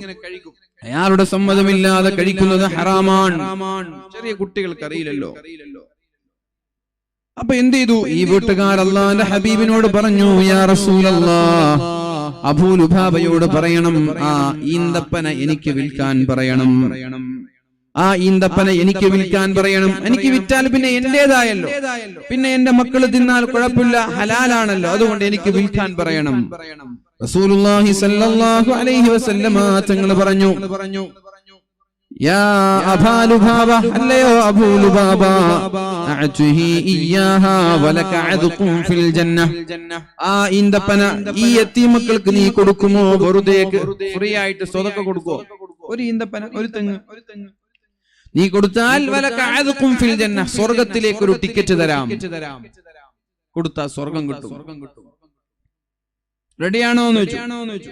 അഅ്തിഹി ഇയ്യാഹാ, ഇത് നീ ഇവർക്ക് കൊടുത്താൽ, ഈ ഈന്തപ്പന, ഈ തെങ്ങ് ഈ യതീമക്കൾക്ക് നീ വെറുതേക്ക് കൊടുത്താൽ, വലക അദ്ഖും ഫിൽ ജന്ന, സ്വർഗ്ഗത്തിൽ ഞാൻ ഇതിന് പകരം ഒരു ഈന്തപ്പന തരാമെന്ന് പറഞ്ഞാൽ സ്വർഗ്ഗത്തിലേക്കുള്ള ടിക്കറ്റാണത്. സ്വർഗ്ഗം തരാമെന്നാണ് അതിന്റെ അർത്ഥം. അദ്ദേഹം മടി കാണിച്ചു, കൊടുത്തില്ല. പിഷ്കന്മാരുണ്ടാവല്ലോ, കൊടുത്തില്ല. ഇത് ആര് കേട്ടു? മഹാനായ അബൂദഹ്ദ എന്നവർ കേട്ടു. അബൂദഹ്ദ എന്നവർ നേരെ പോയി അബൂ ലുബാബയുടെ അടുത്തേക്ക്. അബൂ ലുബാബയോട് ചോദിച്ചു, അബൂ ലുബാബ, അതബിഉ അദ്ഖക, ആ ഈന്തപ്പന എനിക്ക് വിൽക്കുമോ എന്ന് ചോദിച്ചു. നബി തങ്ങൾ വെറുതെ കൊടുക്കുമെന്നല്ല ചോദിച്ചത്. അബൂദഹ്ദ ചോദിച്ചു, അത് എനിക്ക് വിൽക്കുമോ എന്ന് ചോദിച്ചു. വിൽക്കാം, എന്ത് തരുമെന്ന് ചോദിച്ചു. ബിഹദീഖതി ഹാദി, എന്റെ ഈ തോട്ടം കാണുന്നില്ലേ, 600 തെങ്ങുകളുള്ള തോട്ടം. 100 തെങ്ങിന് എത്ര സ്ഥലം വേണം? 100 തെങ്ങിന് എത്ര സ്ഥലം വേണം? 1 ഏക്കർ വേണം. വേണ്ടേ? 600 തെങ്ങിന് എത്ര ഏക്കർ വേണം? 6 ഏക്കർ വേണ്ടേ? 600 ഈന്തപ്പനകളുള്ള 6 ഏക്കർ സ്ഥലം, 600 ഈന്തപ്പനകൾ അടങ്ങുന്ന 6 ഏക്കർ തോട്ടം ഒരൊറ്റ ഒരു ഈന്തപ്പനയ്ക്ക് പകരം ഞാൻ തരാം, എനിക്ക് തരുമോന്ന് ചോദിച്ചു. നേരത്തെ നബി തങ്ങൾ എന്താ പറഞ്ഞത്? അത് നീ യതീമക്കൾക്ക് കൊടുക്ക്, പകരം ഞാൻ സ്വർഗം തരാമെന്ന്. അദ്ദേഹം കൊടുത്തില്ല. ഇവിടെ ഇദ്ദേഹം അബൂദഹ്ദ തങ്ങൾ പറഞ്ഞത്, ആ ഈന്തപ്പന നീ എനിക്ക് തന്നാൽ എന്റെ 600 ഈന്തപ്പനകളുള്ള ഒരു തോട്ടമുണ്ട്, എനിക്ക് 6 ഏക്കറയുള്ള തോട്ടമുണ്ട്, ഞാനത് തരാം. അദ്ദേഹം റെഡിയായി. നഅം നഅം നഅം റെഡിയായി. അങ്ങനെ കച്ചവടം നടന്നു. ഉടനെ തന്നെ അബൂ ദഹ്ദാ എന്നവർ റസൂലുള്ളാഹി സ്വല്ലല്ലാഹു അലൈഹി വസല്ലമ തങ്ങളുടെ അടുത്തേക്ക് വന്നു. നബി തങ്ങളെ, അന്നഖലത്തുല്ലതി സഅൽതൽ യതീം, നേരത്തെ നിങ്ങൾ ഒരു ഈന്തപ്പന യതീമിന് കൊടുക്കോ എന്ന് ചോദിച്ചൊരു ഈന്തപ്പനയില്ലേ, ഇന്ന അതൈതുഹു ഇയാഹാ അലിയ ബിഹാ അദുകും ഫിൽ ജന്ന, ഞാനത് യതീം മക്കൾക്ക് കൊടുത്താൽ സ്വർഗത്തിൽ ടിക്കറ്റ് തരുമോന്ന് വെച്ചു. ഞാനത് യതീം മക്കൾക്ക് കൊടുത്താൽ എനിക്ക് സ്വർഗത്തിൽ ടിക്കറ്റ് തരുമോ, എനിക്ക് സ്വർഗത്തിൽ ഇതിന് പകരം ഒരു ഈന്തപ്പന തരുമോ നബിയെ എന്ന് ചോദിച്ചു. ഫഖാല റസൂലുള്ളാഹി സ്വല്ലല്ലാഹു അലൈഹി വസല്ലം, നഅം, നീ കൊടുത്താൽ നിനക്കും ഞാൻ സ്വർഗത്തിലേക്കുള്ള ടിക്കറ്റ് തരാം. ഫഅഅതാഹാ ലിൽയതീം, അത് വാങ്ങിച്ചിട്ട് യതീമിന് കൊടുത്തു. അബൂ ദഹ്ദാൻ എന്താ ലാഭം? എന്തെങ്കിലും കിട്ടിയോ? 6 ഏക്കർ സ്ഥലം പോയി. 6 ഏക്കറിൽ 600 തെങ്ങുള്ള 600 ഈന്തപ്പനയുള്ള ഒരു തോട്ടം, ഒരൊറ്റ ഒരു തെങ്ങിന് കച്ചവടം നടന്നി. ആ തെങ്ങാണെങ്കിൽ ഇയാൾ വാങ്ങിച്ചോ? ഇയാൾ കിട്ടിയോ? അത് യതീം മക്കൾക്ക്. ഇതാണ് മുഅ്മിനീങ്ങളെ സ്വതക്ക എന്ന് പറയുന്നത്. അപ്പോൾ റസൂലുള്ളാഹി തങ്ങൾ പറഞ്ഞു, കം മിൻ ഇദ്കിൻ മുഅല്ലഖ്, അല്ലാഹ് എത്ര ഈന്തപ്പനകളാണ്, ഈത്തപ്പഴത്തിന്റെ കൊലയാണ് സ്വർഗത്തിൽ അബൂ ദഹ്ദാഹിന് വേണ്ടി അല്ലാഹു ഒരുക്കി വെച്ചിരിക്കുന്നത്. ഈ ഒരൊറ്റ ഒരു കാരണം കൊണ്ട് അബൂ ദഹ്ദാഹിന് അല്ലാഹു സ്വർഗം ഉറപ്പാക്കിയിരിക്കുകയാണ്. അങ്ങനെ അബൂ ദഹ്ദാഹ് ഭാര്യയുടെ അടുത്തേക്ക് പോയി. ഭാര്യ നോക്കുമ്പോ തോട്ടത്തിൽ ഇങ്ങനെ മട്ടിലും ഈത്തപ്പഴൊക്കെ പൊറുക്കി നടക്കാൻ. 6 ഏക്കറിലെ ഭാര്യ ഇങ്ങനെ നടന്നിട്ട് ഈന്തപ്പഴൊക്കെ പൊറുക്കി ഇങ്ങനെ നടക്കാൻ. യാ ഉമ്മ ദഹ്ദാ, അല്ലയോ ഭാര്യയെ, ഉമ്മ ദഹ്ദാ എന്നവരെ, ഉഖ്റുജി മിനൽ ബുസ്താൻ, തോട്ടത്തിൽ നിന്ന് പോണം, ഇറങ്ങണം എന്ന് പറഞ്ഞു. ഉഖ്റുജി മിനൽ ബുസ്താൻ, തോട്ടത്തിൽ നിന്ന് പുറത്തു പോകണം. ഫഇന്നി ഖദ് ബിഅതുഹു, ഞാൻ അതിനെ വിറ്റു, ഇനി നമുക്കുള്ളതല്ല. വിറ്റോ? എത്രയ്ക്ക് വിറ്റു? എന്താ ലാഭം? മഹാനായ അബൂ ദഹ്ദാഹ് പറഞ്ഞു, ബിഅതുഹു ബിനഖ്ലത്തിൻ ഫിൽ ജന്ന, അല്ലാഹു എനിക്ക് സ്വർഗ്ഗത്തിൽ ഒരു ഈന്തപ്പന തരാമെന്ന് പറഞ്ഞു. ഞാൻ അങ്ങോട്ട് സ്വർഗ്ഗത്തിന് വേണ്ടി വിറ്റു. ഭാര്യ പറഞ്ഞു, റബിഹൽ ബൈഉ യാ അബൂ ദഹ്ദാ, അബൂ ദഹ്ദാ എന്നവരെ, നിങ്ങളുടെ കച്ചവടം ലാഭമുള്ള കച്ചവടമാണ്. നമ്മുടെ പെണ്ണുങ്ങൾ ചീത്ത പറയും, ഒക്കെ പള്ളിക്കും കൊടുത്തിട്ട് വന്ന് അല്ലേ, ഉള്ള പൈസ ഒക്കെ പള്ളിക്കും കൊടുത്തിട്ട് വന്നു. ആകെ ഉണ്ടായിരുന്ന 6 ഏക്കർ തോട്ടം, ആ തെങ്ങിൽ നിന്ന് കിട്ടുന്ന തേങ്ങയിൽ നിന്ന് ജീവിച്ചിരുന്നു, അതും കൊണ്ട് പള്ളി കൊടുത്തല്ലേ, എന്നങ്ങൾക്ക് 1 ഏക്കർ കൊടുത്തിട്ടായിരുന്നു, എല്ലാം കൊടുക്കും, നമുക്ക് വീടൊക്കെ ആയിരുന്നില്ല. എന്നാൽ ഇവിടെ എങ്ങനെ ഒരു ഓപ്ഷൻ ഇല്ല, നോ ഒബ്ജക്ഷൻ, എതിർപ്പില്ല. റബിഹൽ ബൈഉ യാ അബൂ ദഹ്ദാ, അബൂ ദഹ്ദാ എന്നവരെ, നിങ്ങളുടെ കച്ചവടം ലാഭമുള്ള കച്ചവടമാണ്. 6 ഏക്കർ പോയാലെന്താ, സ്വർഗം കിട്ടിയില്ലേ, അൽഹംദുലില്ലാ എന്ന് പറഞ്ഞ മഹാനായ അബൂ ദഹ്ദാഹുമാർ ആരാണ് നമ്മുടെ കൂട്ടത്തിലുള്ളത്? അങ്ങനെ സ്വതക്ക ചെയ്താൽ ഇഷ്ടപ്പെട്ടത് കൊടുക്കുമ്പോഴല്ലേ മുഅ്മിനീങ്ങളെ അല്ലാഹു പ്രതിഫലം തരുന്നത്. അതാ ഞാൻ പറഞ്ഞത്, ആർക്കും വേണ്ടാത്ത 10ഉം 20ഉം കൊടുത്തിട്ട് നിങ്ങൾ എന്താ വിചാരിച്ച സ്വർഗം കിട്ടുമെന്ന് വിചാരിക്കുന്നുണ്ടോ? ആർക്കും വേണ്ടാത്ത 10ഉം 20ഉം കൊടുത്തിട്ട് സ്വർഗം കിട്ടുമെന്ന് വിചാരിക്കുന്നുണ്ടോ? തെറ്റിദ്ധാരണയാണ്, വ്യാമോഹമാണത്, അമിതമോഹമാണത്, നടക്കാൻ പോകുന്ന വിഷയമല്ല. ബക്കറ്റ് വരുമ്പോൾ ആരും കാണാത്തതായതുകൊണ്ട് ആർക്കും വേണ്ടാത്തത് കൊടുക്കുന്നു. നേരെ മറിച്ച് ബക്കറ്റുകളിലാണ് ഏറ്റവും നല്ല സംഖ്യ ഇടേണ്ടത്. ബക്കറ്റ് വരുമ്പോ ഒരു 2000 രൂപ ഇടും, ബക്കറ്റ് വരുമ്പോ ഒരു 1000 രൂപ ഇടും, ബക്കറ്റ് വരുമ്പോ ഒരു 500 രൂപ ഇടും. ഇതൊക്കെ ഇഷ്ടപ്പെട്ട സംഖ്യയാണ്. ഈ സംഖ്യ കൊടുക്കുന്നവർക്ക് അല്ലാഹു സ്വർഗം മാത്രമാണ് പ്രതിഫലം തരിക. ഉറപ്പായിട്ടും സ്വർഗം കിട്ടും. എന്തുകൊണ്ട്? അത് മൂന്നാമതൊരാൾ അറിയാത്ത സ്വതക്കയാണ്. ബക്കറ്റിലേക്ക് നിങ്ങളിടുന്ന 2000 രൂപ നിങ്ങളുടെ കൈകളിലേക്ക് കവർ തരുമ്പോൾ ആ കവറിലിടുന്ന 2000 രൂപ അത് ആരൊക്കറിഞ്ഞു? പറഞ്ഞോളൂ, ആരൊക്കെ അറിഞ്ഞത്? ഞാനും എന്റെ റബ്ബും മാത്രമേ അറിയുള്ളൂ. ഞാനും എന്റെ റബ്ബുമല്ലാതെ മൂന്നാമതൊരാളതറിയില്ല.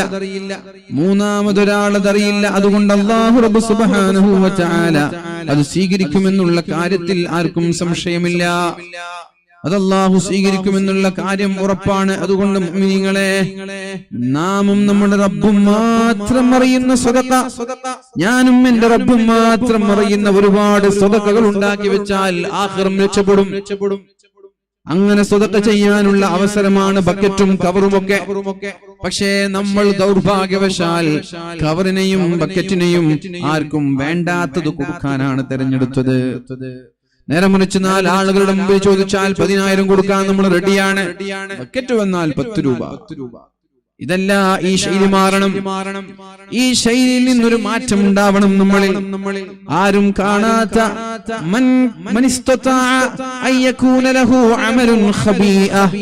നിങ്ങൾക്ക് രഹസ്യമായ അമലുകൾ ഒരുമിച്ച് കൂട്ടാൻ പറ്റുമെങ്കിൽ ഒരുപാട് ഒരുമിച്ച് കൂട്ടണമെന്ന് റസൂലുള്ളാഹി സ്വല്ലല്ലാഹു അലൈഹി വസല്ലം തങ്ങൾ പറഞ്ഞു. നിങ്ങൾക്ക് രഹസ്യമായ ഖബീഅ എന്ന് പറഞ്ഞാൽ ഞാനും എന്റെ റബ്ബും മൂന്നാമതൊരാൾ അറിയാത്ത ഞാനും എന്റെ രക്ഷിതാവും മാത്രം അറിയുന്ന ഒരുപാട് അമല് ചെയ്യാൻ നിങ്ങൾക്ക് സാധിക്കുമെങ്കിൽ ഫൽയഫഅൽ, നിങ്ങൾ ചെയ്യണം. കാരണം ആ സ്വതക്ക അല്ലാഹു സ്വീകരിക്കുമെന്നുറപ്പാണ്. അതുകൊണ്ട് നിങ്ങൾ സ്വർഗ്ഗാവകാശിയാകുമെന്നുറപ്പാണ്. അതുകൊണ്ട് നിങ്ങൾക്ക് ഈമാൻ സലാമത്തായി മരിക്കുമെന്നുറപ്പാണ്. അതുകൊണ്ട് മാറാ രോഗങ്ങളിൽ നിന്ന് നിങ്ങൾ രക്ഷപ്പെടുമെന്നുറപ്പാണ്. അതുകൊണ്ട് അല്ലാഹുവിന്റെ റഹ്മത്ത് ാകുമെന്നുറപ്പാണ്. അതുകൊണ്ട് അല്ലാഹു നിങ്ങളെ സഹായിക്കുമെന്നുറപ്പാണ്. അതുകൊണ്ട് മുഅ്മിനീങ്ങളെ, ആരാണ് അബൂദ്ദഹ്ദാഹുമാർ ഇവിടെയുള്ളത്? അബൂദ്ദഹ്ദാഹുമാർ ആരാണ് ഇവിടെയുള്ളത്? ഇവിടെ എത്രയോ പ്രവർത്തനങ്ങൾ നടന്നുകൊണ്ടിരിക്കുന്നുണ്ട് അല്ലെ? ഇവിടെ എന്താ മദ്രസ കിട്ടുന്നുണ്ടോ?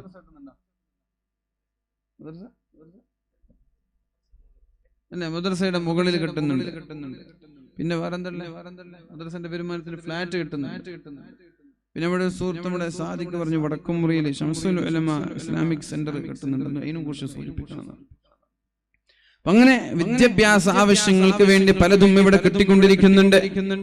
അപ്പൊ ആ ബിൽഡിങ്ങുകൾ, മദ്രസകൾ, പള്ളിയുടെ നാടിന്റെ ആവശ്യങ്ങൾക്ക് വേണ്ടി ആരാണോ അബൂദ്ദഹ്ദാഹുമാരെ പോലെ ഇറങ്ങി വരാൻ തയ്യാറുള്ളവർ, റൂഹ് തൊണ്ടക്കുഴിയിലെത്താൻ കാത്തു നിൽക്കാതെ ആരോഗ്യമുള്ള സമയത്ത്, ഏറ്റവും പ്രതിസന്ധിയുള്ള സമയത്ത് ഉസ്മാൻ തങ്ങളെ പോലെയാവാനുള്ള ചുണക്കുട്ടികളാരാ?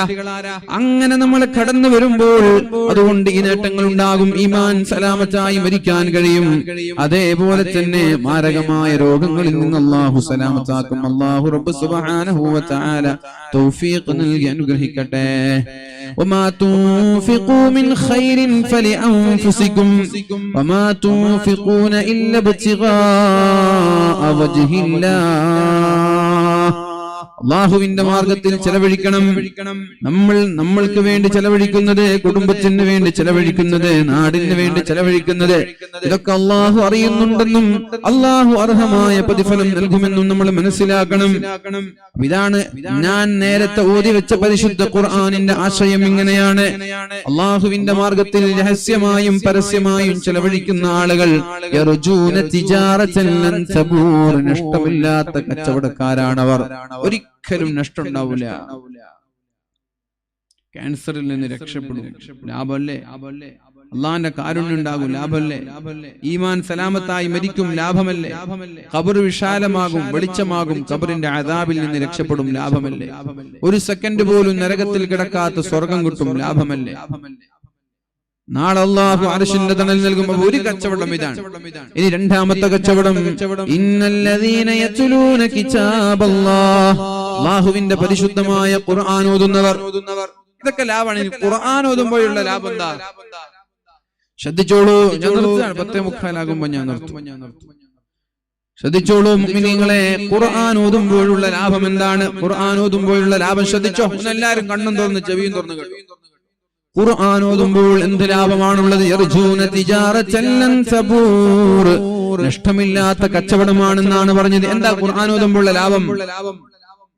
ഒന്ന്, ശാരീരികമായ ആരോഗ്യമുണ്ടാകും. ഖുർആൻ ഓതുന്ന ആളുകൾക്ക് അസുഖങ്ങളിൽ നിന്ന് ശിഫയുണ്ടാകും, മാനസികമായ കരുത്തുണ്ടാകും, ഖബറിൽ നിന്ന് രക്ഷപ്പെടും, സാമ്പത്തികമായ ഭദ്രതയുണ്ടാകും, മാനസികമായ കരുത്ത്, ശത്രുക്കൾ നിന്നുള്ള പ്രൊട്ടക്ഷൻ, സിഹർ, കണ്ണേറ്, അസൂയയിൽ നിന്നുള്ള സംരക്ഷണം, ഇതെല്ലാം അല്ലാഹു ഖുർആനിൽ ഓഫർ ചെയ്തതാണ്. ഒന്ന്, വനുനസ്സിലു മിനൽ ഖുർആനി മാ ഹുവ ശിഫാഉൻ വറഹ്മ, പരിശുദ്ധ ഖുർആൻ ശിഫയാണ്. ഖുർആൻ ശിഫയാണ് മുഅ്മിനീങ്ങളെ. ഏതൊക്കെ ശിഫയാണെന്നുള്ള പറഞ്ഞിട്ടില്ല. നിങ്ങൾ ഇന്നാലിന്ന ആയത്തോതിയാൽ ക്യാൻസറിന് ശിഫയുണ്ടാകും അല്ല പറഞ്ഞിട്ടില്ല. ഇന്നാലിന്ന ആയത്തോതിയാൽ ഷുഗറിന് ശിഫയുണ്ടാകും അല്ല പറഞ്ഞിട്ടില്ല. എന്തുകൊണ്ട് പറഞ്ഞില്ല? പറഞ്ഞാ പിന്നെ അതേ ഡിപ്പെൻഡ് ചെയ്യുള്ളൂ, വേറെ ഓതൂല. പിന്നെ മുൽക്കു കൈ ഓതിയവർ കൈപൊക്കെ, മുൽക്കു സൂറത്ത് ഓതിയവർ കൈപൊക്കെ രാത്രി എന്തുകൊണ്ട് ഓതി?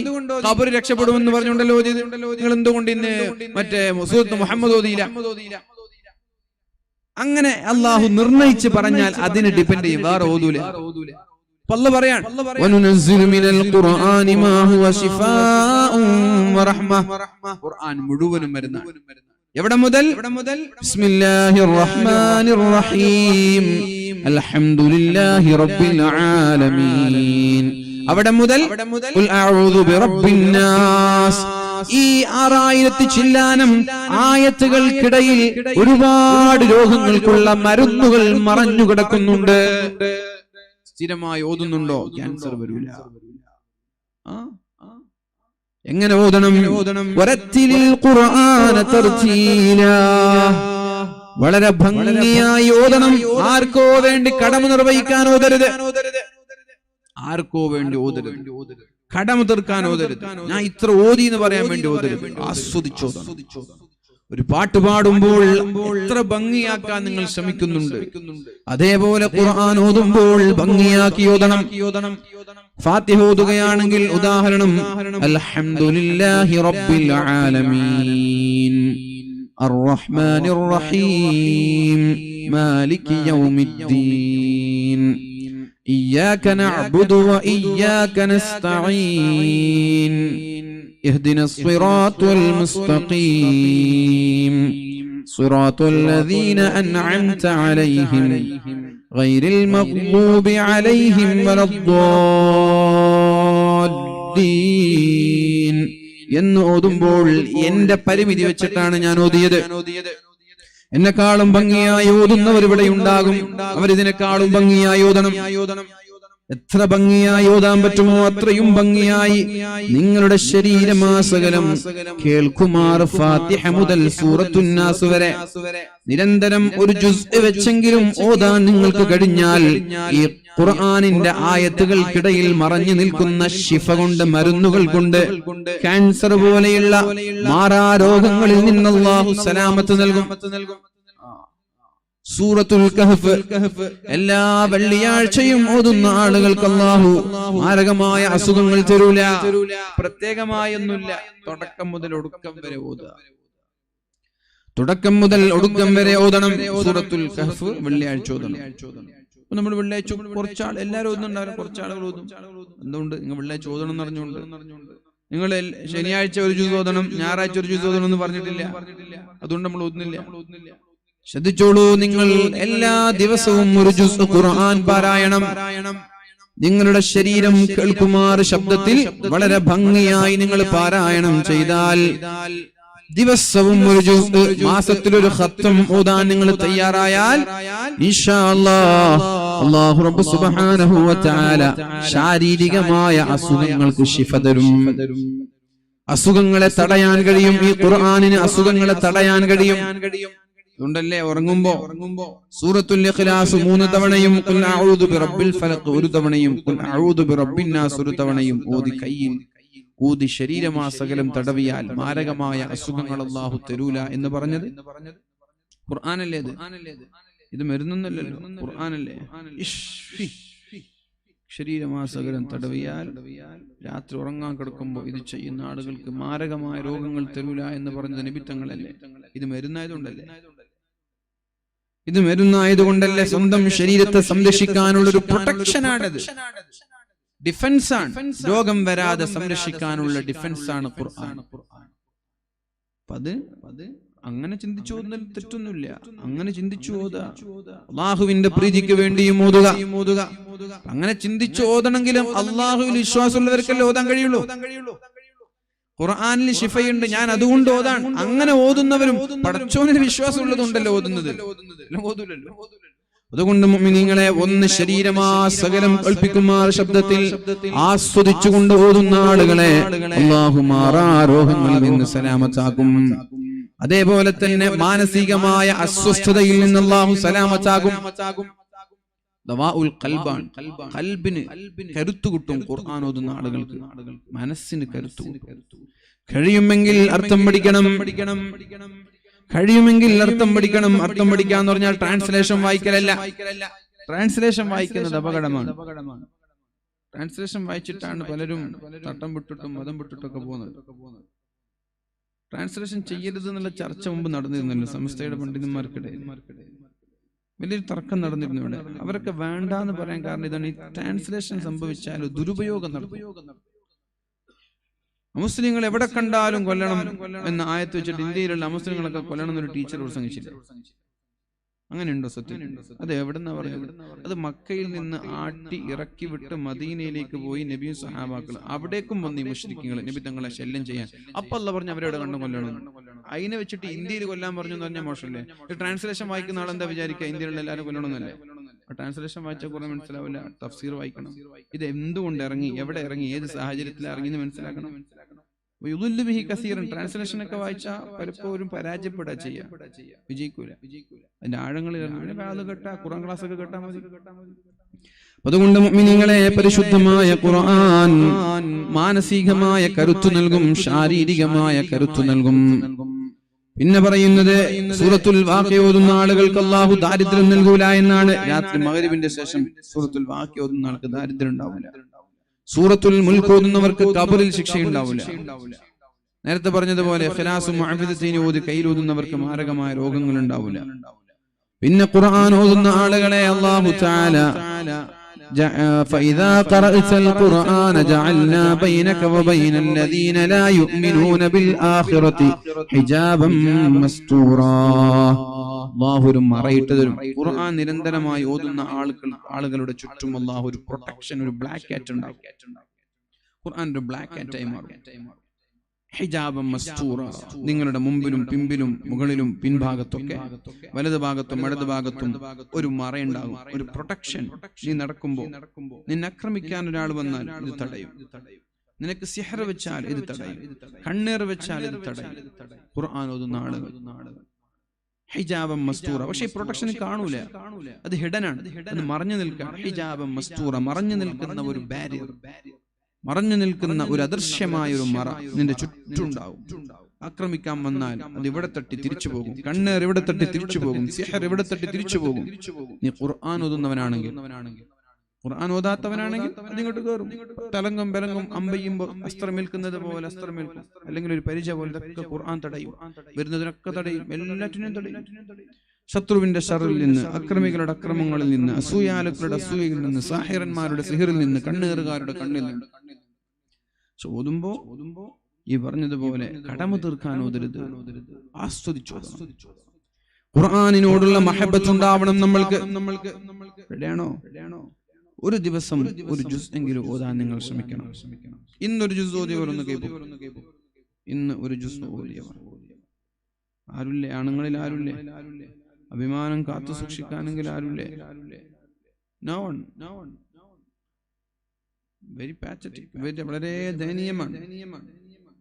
നബി സല്ലല്ലാഹു അലൈഹി വസല്ലമ തങ്ങൾ പറഞ്ഞു, തറക്തു ഫീകും അംറൈൻ, രണ്ടു കാര്യം ഞാൻ നിങ്ങളെ ഏൽപ്പിക്കുകയാണ്. ലം തളില്ലു മാ തമസ്സക്തും ബിഹിമാ, രണ്ടും മുറുകെ പിടിച്ചാൽ നിങ്ങൾ പരാജയപ്പെടൂല. രണ്ടും മുറുകെ പിടിച്ചാൽ പരാജയപ്പെടൂല. മുറുകെ പിടിച്ചില്ലെങ്കിൽ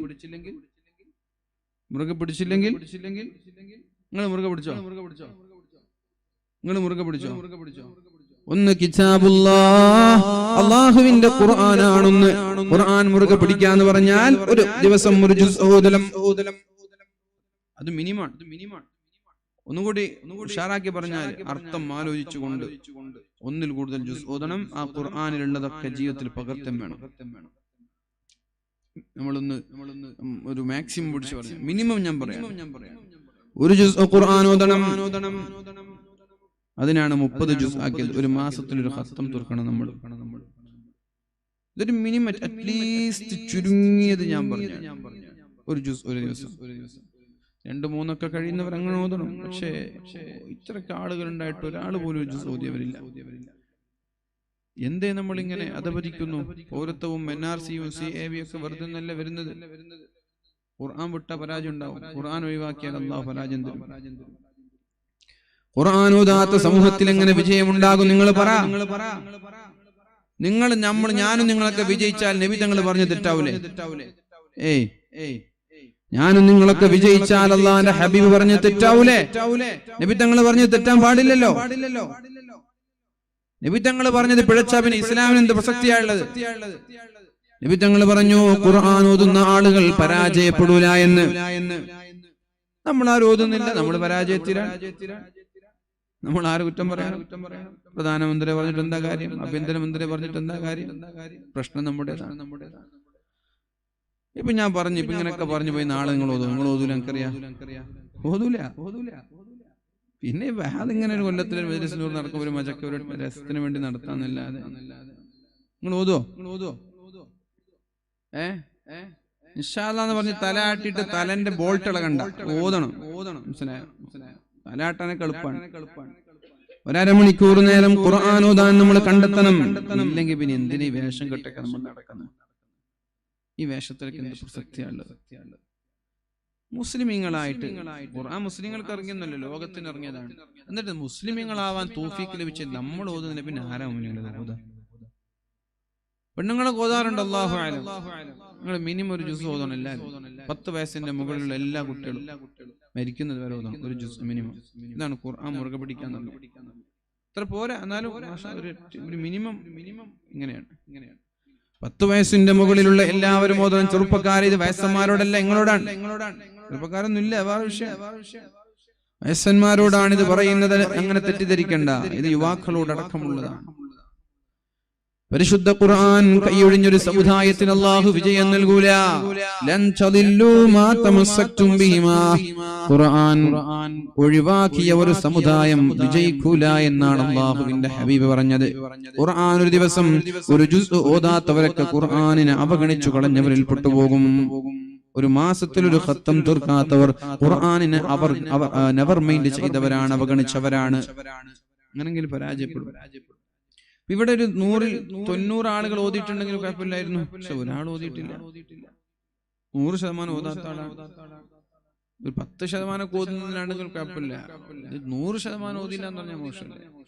അതുകൊണ്ട് ഇൻഷാ അല്ലാഹ് നമ്മൾ എന്ത് ചെയ്യണം? സ്ഥിരമായി ഓതാറുള്ള മുൽക്കും വാഖിയയും ഒക്കെ അതിന്റെ കൂടെ യാസീൻ ഓതുന്നുണ്ടാകും, മുൽക്ക് ഓതുന്നുണ്ടാകും, വാഖിയ ഓതുന്നുണ്ടാകും. അതിന്റെ കൂടെ സൂറത്തുൽ ബഖറയിൽ നിന്ന് തുടങ്ങണം. 1-ാം ജുസ്. അങ്ങനെ ഓരോ മാസം ഫെബ്രുവരി 28 ആകുമ്പോൾ ഒരു ഖത്തം തീരണം, മാർച്ച് 30 ആകുമ്പോൾ ഒരു ഖത്തം തീരണം, ഏപ്രിൽ 30 ആകുമ്പോൾ അടുത്ത ഖത്തം തീരണം. ഇങ്ങനെ എല്ലാ മാസത്തിലും ഡേറ്റ് ടു ഡേറ്റ്. ഇന്ന് 22 ആണ്, ഇന്ന് 22-ാമത്തെ ജുസിലേക്ക് നമ്മൾ എത്തണം. കറക്റ്റ് കണക്ക് പോലെ അങ്ങനെ ചെയ്യണം. നാളെ 23 ആണ്, 23-ാമത്തെ ജുസ് എത്തണം. അപ്പൊ നേരത്തെ നോക്കണം, ഫെബ്രുവരി 28 ആണ്. അപ്പോ 28 2 ജുസ് എക്സ്ട്രാ ഉണ്ട്. അത് വളരെ നേരത്തെ നമ്മൾ ഒരു ദിവസം 1.5 ജുസ് ഓതി തീർക്കുക. ഒരു 4 ദിവസം 1.5 ജുസ് ഓതുക. അങ്ങനെ ഒരു ഖത്തം തീർക്കണം. ഇങ്ങനെ ഖുർആൻ ഓതുന്ന ആളുകൾ നഷ്ടമില്ലാത്ത കച്ചവടക്കാരാണെന്ന് അല്ലാഹുവിന്റെ ഹബീബായ റസൂലുള്ളാഹി സ്വല്ലല്ലാഹു അലൈഹി വസല്ലം. മൂന്നാമതായി പറഞ്ഞത് പരിശുദ്ധമായ നിസ്കാരങ്ങൾ സമയത്ത് നിർവഹിക്കുന്ന ആളുകൾ. 2 കച്ചവടമായ, 1 സ്വതക്കയാണ്, 2 നിസ്കാരമാണ്. മൂന്നാമത്തേത് നിസ്കാരാണ്. നിസ്കാരത്തിന്റെ വിഷയം അല്ലാഹുവിന്റെ ഹബീബ് പറഞ്ഞു. എന്താ പറഞ്ഞത്? وأمر أهلك بالصلاة واستبر عليها نحن نرزقك. നിങ്ങൾ കൃത്യമായി നിസ്കരിക്കണം, നിങ്ങളുടെ വീട്ടുകാർ നിസ്കരിക്കണം, നിങ്ങളുടെ ഭാര്യയും മക്കളും നിസ്കരിക്കണം. അങ്ങനെ എല്ലാവരും നിസ്കരിച്ചാലോ നഹ്നു നർസുഖുക, നിങ്ങൾക്ക് ആവശ്യമായ റിസ്ക് ഞാൻ തരാം.